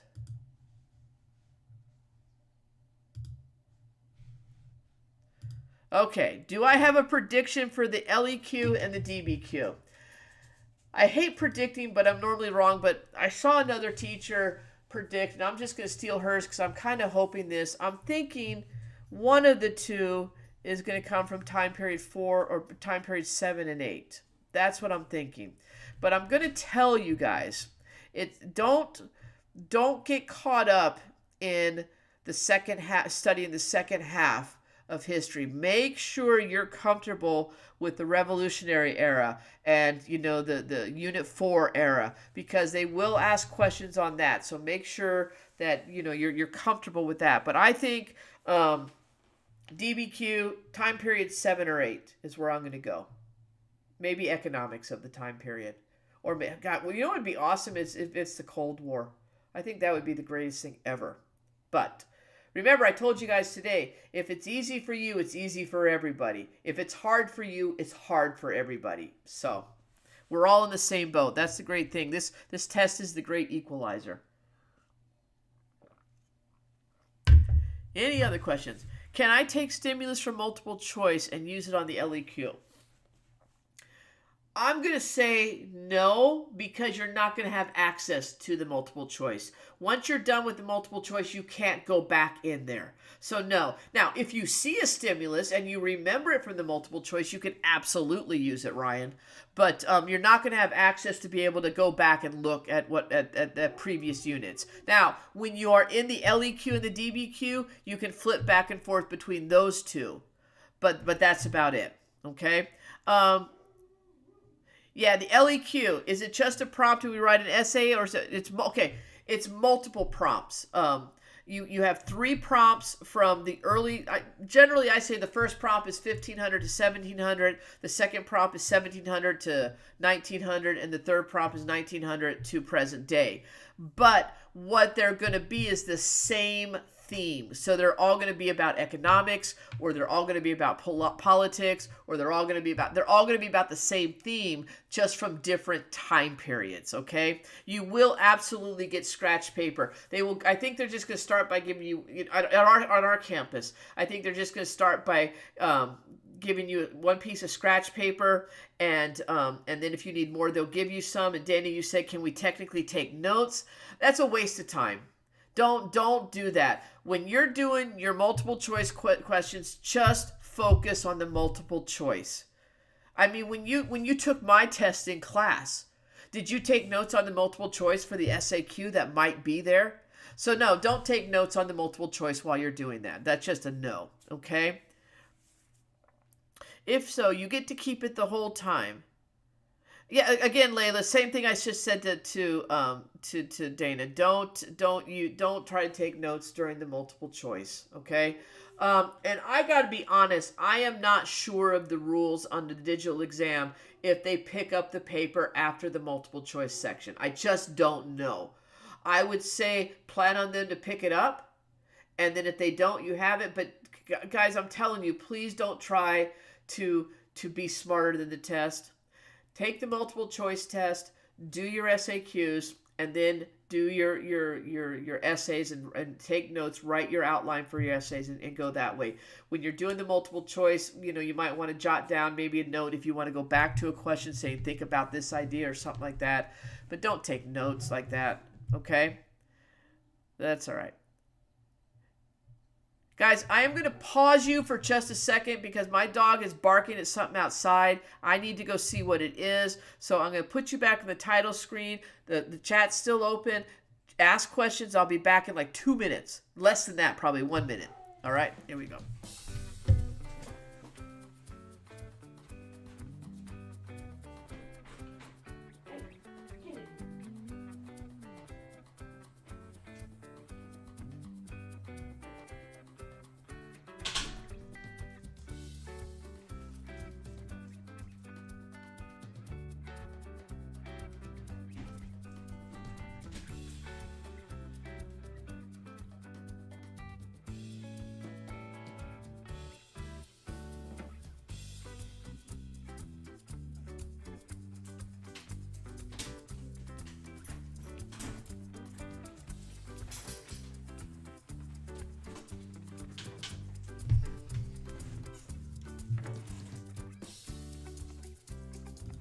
Okay, I'm back. Sorry about that. There was a possum on the fence. So there you go.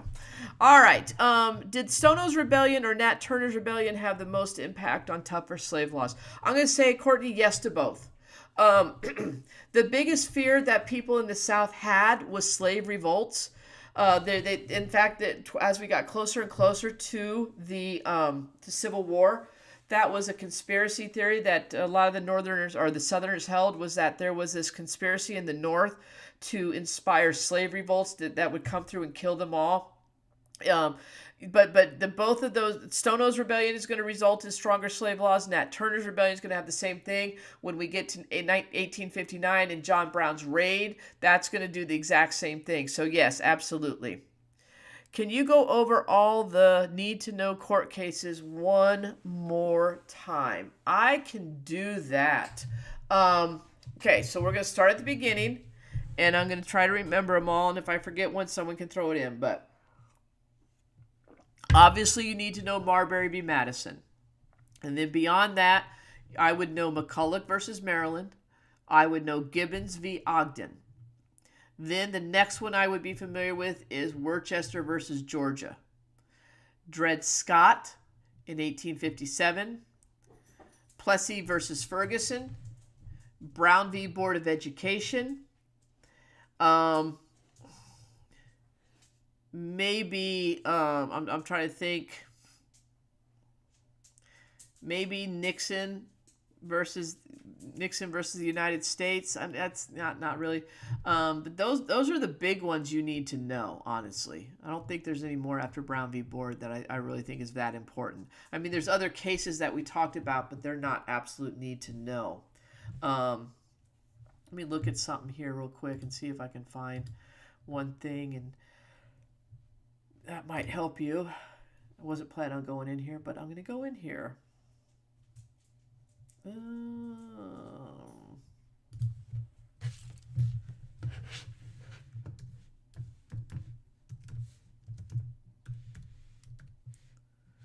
Let's see.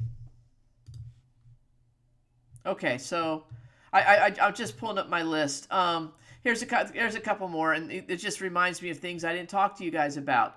So Schenck versus the United States. That was Schenck versus the United States, 1919. That our freedom of speech can be restricted if there's a clear and present danger. So that kind of aligns with the Sedition Acts. Korematsu, I didn't even talk about Japanese internment during the World War II, but Korematsu versus the United States is one you know. Roe v. Wade, there's the other one, okay? So those are the ones you need to know. So hopefully that helps, okay? All right. There are no straight up questions. They're all going to have documents attached to them. Yeah, Camila, the T strategy. The T strategy is what we're going to use for SAQs. And so for the SAQ questions, TEA, the T stands for topic sentence. This is where you essentially answer the question. So the easiest one for me to do is causes of the American Revolution. So one cause, so if it says explain a cause of the American Revolution, the T would be a cause of the American Revolution was taxation. The E stands for evidence. An example of taxation would be the Stamp Act. And then the A tells you, this is where you explain why the Stamp Act is important. So the Stamp Act was a cause of the American Revolution because the colonists believed that they were being taxed without representation in Parliament. And this will lead them to demanding change, or something along those lines. So the T stands for topic sentence, where you answer the question. E stands for the evidence that you use to support your answer. And A, the analysis, you explain why that is important. Okay? So I hope that helps. Dana, you said the maximum amount of years. There is no maximum, but here's what I'm going to tell you. 50 years max. That's what I would do. Because if you start going back, you're going to get caught in the weeds. If you're writing an essay about the American Revolution and you go back to Columbus or you go back to Jamestown, you're going to find yourself telling way too much of the story that has nothing to do with the prompt. So I would say 50 years, and make sure what you put in contextualization connects to the prompt. So if you're writing about the American Revolution, don't talk about the regional differences between the colonies. Yes, that happened before, leading up to the American Revolution, but that has nothing to do with why we went to war. So make sure your context matches what you're going to be writing about or matches the prompt that you're going to be answering. Okay. All right. Yeah, so Maya, you're answering Dax's question right. So they're all going to have documents, whether they're documents or pictures or political cartoons or charts and graphs. It's exactly like the tests that we had in class. We never had straight up answers in our class. We always, or straight up questions. We always had stimulus based question. I can go over SPY. Yes, SPY. SPY is what we use to analyze documents. So SPY is going to be what you use to do your DBQs.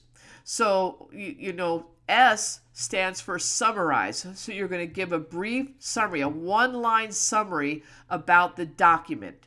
P stands for how does that document answer the prompt. So if you're given a document, you're going to tell me what the document is about, and then you're going to tell me how that document addresses the prompt. And I'm going to tell you right now, guys, when College Board puts this together, they don't throw random documents in there that don't match what's being asked about. Every single document will answer the prompt in some way. Think of each document as the only document you have to answer the question. Just treat it that way. And then the why was it written? What was the intent of the author when he wrote that or drew that picture? It's never going to be for historians. It's always going to be for a purpose when they were alive. So maybe they wrote the document to provide information to the Congress. Maybe they wrote the document or they wrote a speech to persuade people to vote a certain way. Maybe they drew the graph to highlight the growth of a certain industry. So the why is, why did they create the document? So summarize it, tell me how it answers the prompt, and then explain why it was created. Okay? Let's see. Any other questions? Just a few questions there, not too many. I might get to bed by 11 tonight. This is looking good. HIP. I can go over HIP, but I don't use HIP. Now, what HIP is HIP stands for historical context, intended audience, purpose, and point of view. HIP is my why in SPY. So, for instance, when, if you're analyzing a document and you summarize it, you tell me how it answers the prompt, and then you tell me why it was created, you're naturally going to use one of those four letters.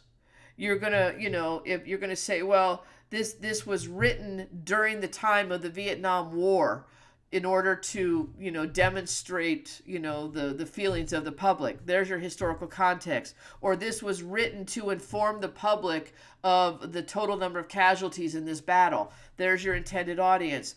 Or purpose as well. Or, this was written, because, John Quincy Adams wanted to explain why he allowed Henry Clay to become the Secretary of State. So there's purpose again. And then point of view, this was written by Andrew Jackson, the President of the United States, to explain his veto. You're given his point of view.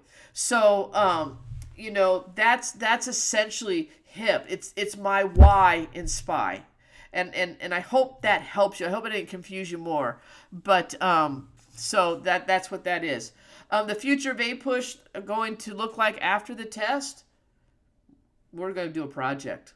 A nice project, but nothing major. Don't worry about it. It's going to be much more casual. So, what else? I'm sitting here. I don't have the numbers. Well, I still have numbers. I still have people here. It's all good. No other questions? You guys are going very easy on me this evening, so I appreciate that. So it is 10:40. We've been 3 hours into it. We're kind of all over the place. Is there any time period you want me to review that I didn't hit strong enough, or anything that I can, any topic or anything at all? When does sharecropping end? Sharecropping is really going to end, I would say, sharecropping ends, pretty much going into World War II with the Great Migration. World War I with the Great Migration. As World War I is kicking off, you're going to see the rise of industry in the North. There's going to be a lot of jobs opening up as men go to fight the war. So African Americans are going to start moving north to go into those jobs. Now that doesn't mean sharecropping goes completely away. Really, sharecropping is going to exist all the way into the 1950s, but not to the extent that we saw it in during the Reconstruction era. Yeah, go ahead. Throw the states out there. Whatever state you're from. Look, Daxton, you are not from Idaho. You liar. Okay. Let me talk political parties with you. Courtney, first of all, Courtney, you tell everybody where you're from, and then they'll tell you where they're from. Okay. So, political parties.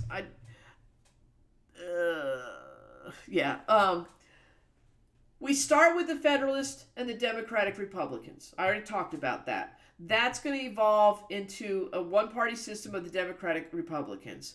Then they're going to split, and you're going to have the Jacksonian Democrats, and you're going to have the Whigs. The Democrats is going to be a continual line going forward, so just picture that in your head.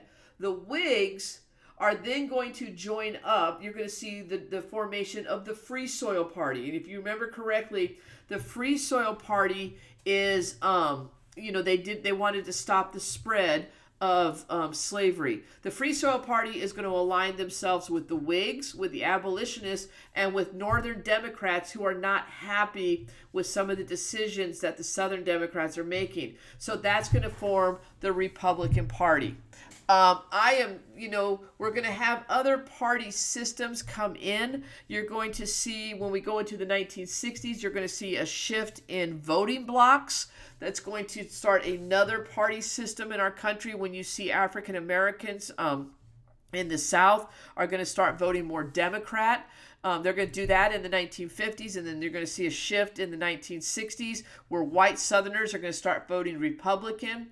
But that's kind of the evolution of the political parties. I'm not going to go too much further into the weeds for that because you know what? That's AP Gov, and that's next year, and that's your Gov teacher's problem. Okay, Courtney, what part of California are you in? I'm just curious. And Courtney, you're not the only one. That happens quite often. Is live reviews. People just find me. So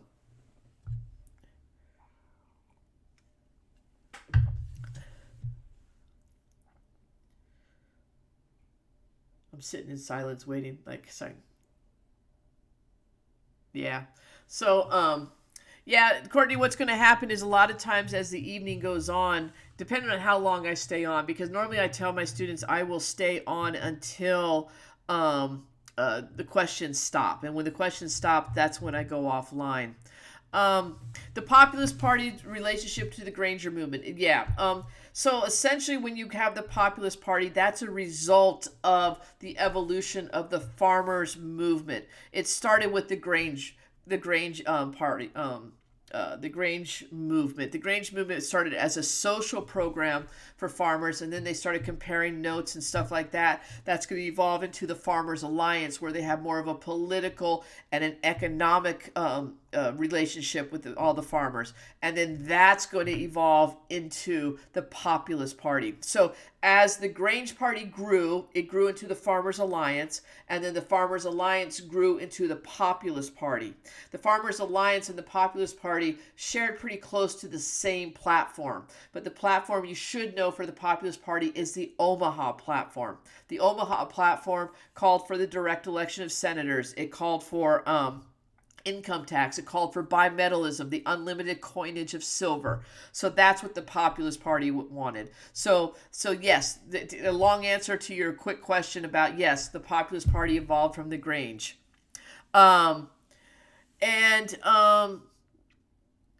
An hour out of LA. Okay, I just asked because my brother used to live in San Bernardino for a while. I lived up in the Monterey area and stuff like that, and I also lived in San Diego. So I was out in California for a little while. So,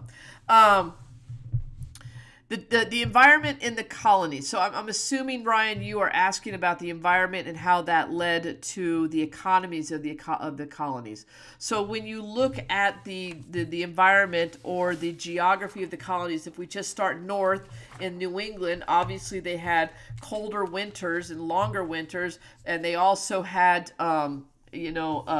they also had a lot of natural resources, lumber and fur and fishing and stuff like that. So their economy is going to be based on the fur trade. It's going to be based on shipbuilding. It's going to be based on trade. When you look at the middle colonies, they weren't as cold as the northern colonies, but they were a cool weather climate. But that still allowed them to have an agricultural based economy where they could grow grains. That's why they were referred to as the breadbasket of the colonies. The southern colonies, well, they're warm and they have long summers and long growing seasons. So you're going to see a lot of different crops being grown in the southern colonies. They start off with tobacco and indigo and rice, and then later, as we get into the 1800s, cotton will become their cash crop. When you talk about other geography, the New England and the middle colonies both had deep water ports. That's going to help with trade. So all of that stuff's going to play. And the New England also had a lot of rivers. That's where all the fur trapping was going on. So hopefully that answered some of your questions there, Ryan. Populism and progressivism. Populism was more of a political movement, whereas progressivism, it was a political movement, but it was coupled with reform. So the populists were looking for political change, primarily for the government's role with the economy, dealing with the farmers and stuff like that. That's why they wanted the bimetallism and things that would help drive the prices of their crops up. That's why they wanted the direct election of senators. They wanted more of a voice in government. When the progressives came along, they're looking to reform. Now, they're going to take a lot of the populist ideas and use that for reform, because it's going to be the progressives that pass the 16th and the 17th Amendment. They're also going to pass legislation for labor laws and child safety and worker safety and food safety and stuff like that. So you see more of a social aspect, I guess you will, for the progressives. Still political, but but more so social than the populists. So, okay. Names like Ann Hutchinson or the Pennsylvania guy. The Pennsylvania guy, yeah, William Penn, Ann Hutchinson. These are names you should probably know. When we look at the colonial era, I guess the names you should know. John Smith. John Smith was Jamestown. John Winthrop was the Massachusetts Bay Colony, the Puritans. Ann Hutchinson, she was the one that's banished from the Massachusetts Bay Colony. William Penn is the one who's going to settle Pennsylvania. Other colonial names you might want to know. Maybe Roger Williams. Roger Williams is going to introduce us to that freedom of religion when he's banished from the Massachusetts Bay Colony. So those kind of names you're going to want to know. All right.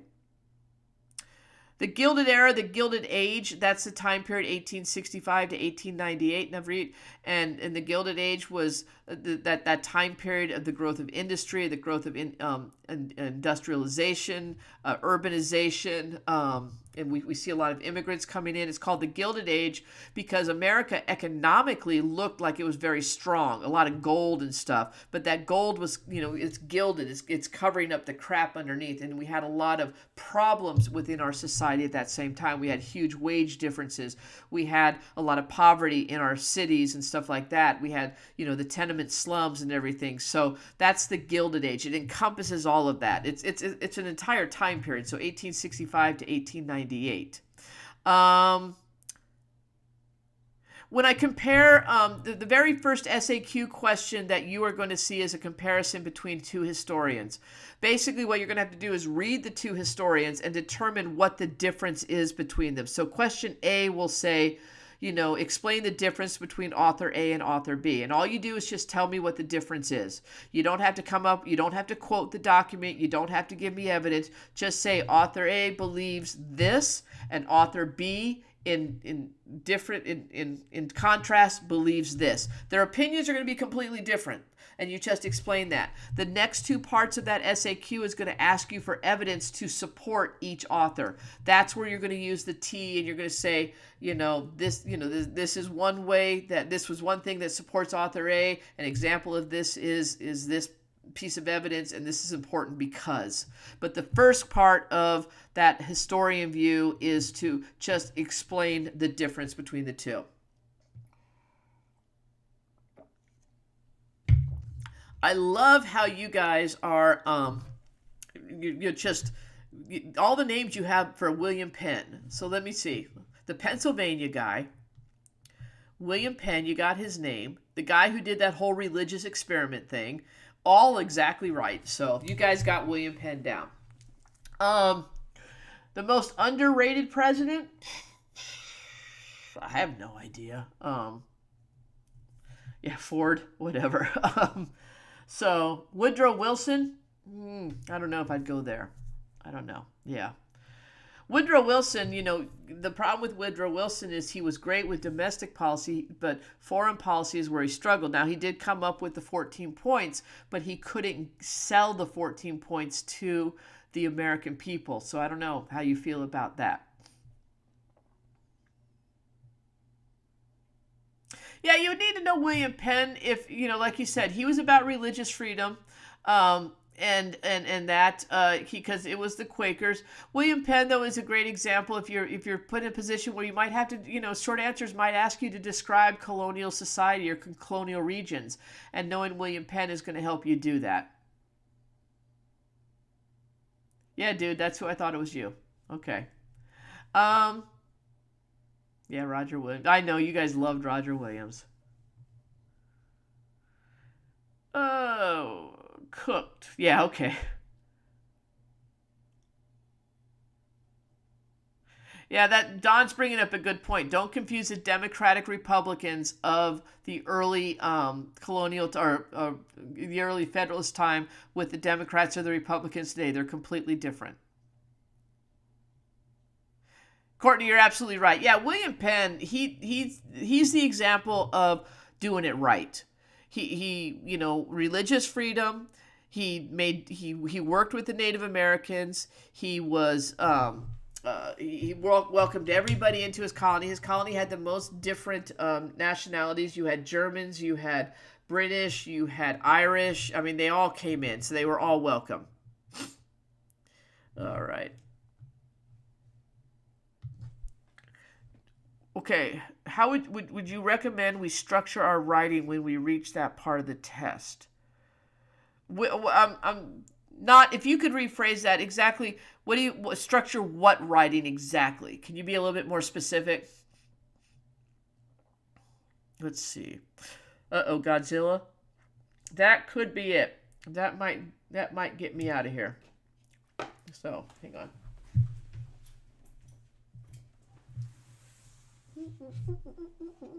More water.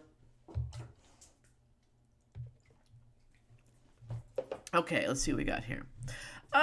Calvin Coolidge. I'm a Coolidge fan. You know that. So, how cooked is second period? You guys aren't cooked. You guys are good. I think you guys are gonna do fine. I'm not worried about any of my class periods. You guys aren't cooked. You're gonna cook it. I'm telling you right now. Doggy cam. Oh, let me set the doggy cam. Let me see. I don't know. Flynn is here. Flynn, come over here. Let me see. Let's set up doggy cam. Doggy cam. And I keep having to change the camera, but let me get it here. Let's see. All right, there they are. There's Gilligan right there, and you got Flynn's butt wagging his tail right there in front of you. He's got his bear with me. Okay. Let me pull him over here. Go get your bear. Okay. So there's the doggy cam. Yeah. Oh, okay. I get you now. All right. Say there's Gilligan. He's such a good dog. He's a good-looking dog, isn't he? Tired, though. Okay, I'm coming back to you. Let me come back. Okay. When you, what I do, really, it's kind of up to you what you're most comfortable with. I typically write context first and then thesis. But I've seen a lot of people write the thesis first and then context. Either way is fine. But make sure you, and I saw someone put this earlier when we were talking about it. Make sure your thesis is in the introduction. I know it's acceptable in the conclusion, but if you get it in there right up front, it's taken care of. You can always restate it at the end of your essay. But what I would do, like I said, I would do context and then I would do thesis, then I go directly into your body paragraphs. Okay? All right. I know. We can't do anything about that. Communism versus capitalism. Okay, yeah, communism, I'm trying to think of a quick way to explain this. Basically is capitalism is a free enterprise system. You can open any business you want, and that business will survive based on the votes of the American public, and they vote with their dollars. The government has limited involvement in business because they're allowing the free growth of different businesses throughout.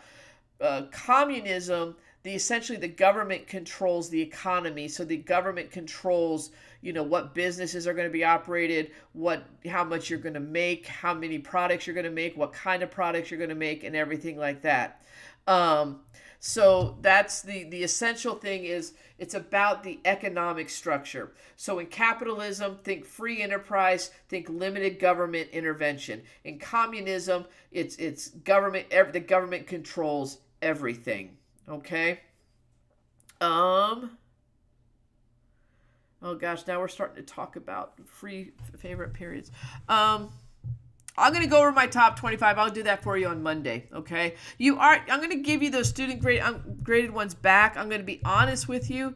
You didn't get them back yet because not all of them got graded. Because I still have a lot of people, not a lot, but I have a handful of people who never came to get that done. So it was difficult to get those returned.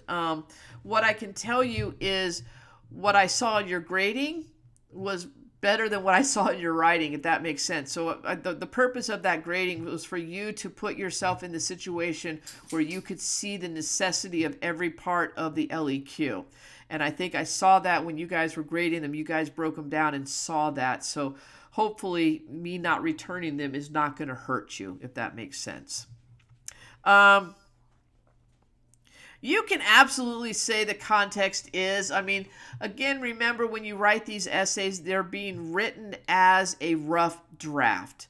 I used to teach my students to write the word context and then cross it out, and then write the word thesis and then cross it out.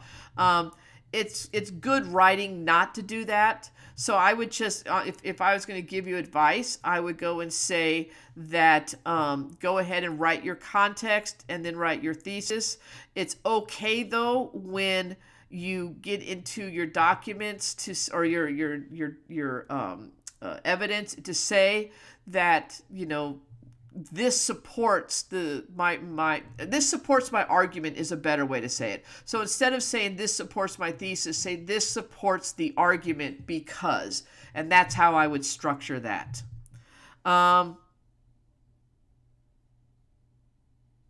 Let's see.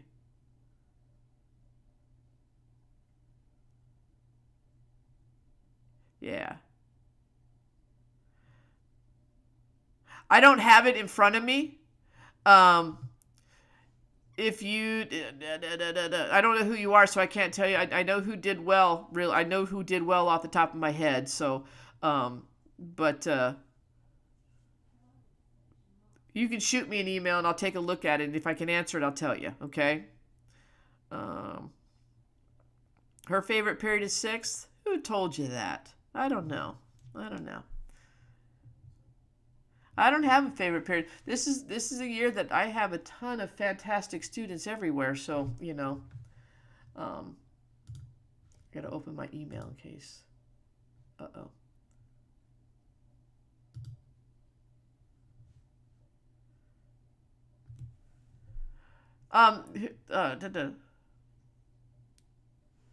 Yes, she has me as a teacher. Oh my goodness. All right, guys, we're starting to dwindle with some of the questions, and again, it's 11 o'clock. we just, if you have any more pressing questions, again, ask me and I'm happy to answer them. Yes, Layla, you're in my second period. Yes, you are. Okay. All right. Okay, I think, are we good?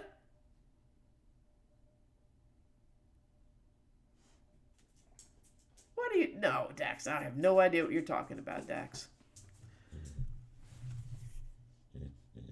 Shh. Flynn is like, are you done yet? Are you done yet? All right, I think we're winding down. So, I don't know if the doggy cam. See if we'll pull the doggy cam up one more time. You get a big dog button. You got Gilligan sleeping in the background. All right. Flynn, why don't you walk over here? Come over here. Come over here so they can see your face. Yeah. Or come over here. Oh, all right. Well, you might get Flynn up here. Here comes Gilligan. All right, guys. So I'm gonna go ahead. Oh no, Courtney. I'm glad it helped you. I'm glad you were able to join us. Everybody else, you guys have a fantastic evening. Now go get a good night's sleep. All right. Like I said, you are not gonna conquer the world in the next few hours, so you might as well go conquer your dreams. So Flynn, it's cheering for you. I'm cheering for you. I know you're gonna do a great job. It was my pleasure, and I'll put Gilligan back on there. Gilligan wants to say goodnight. There he is. Oh, he's so cute. Mr. Gilly. All right, my friends. It is... You're going to eat donuts. Of course you are, Daxton. I have no problem. You know, you do you, Dax. That's all I can tell you. All right, my friends. Good night. Good luck. And we will see you soon. Bye-bye.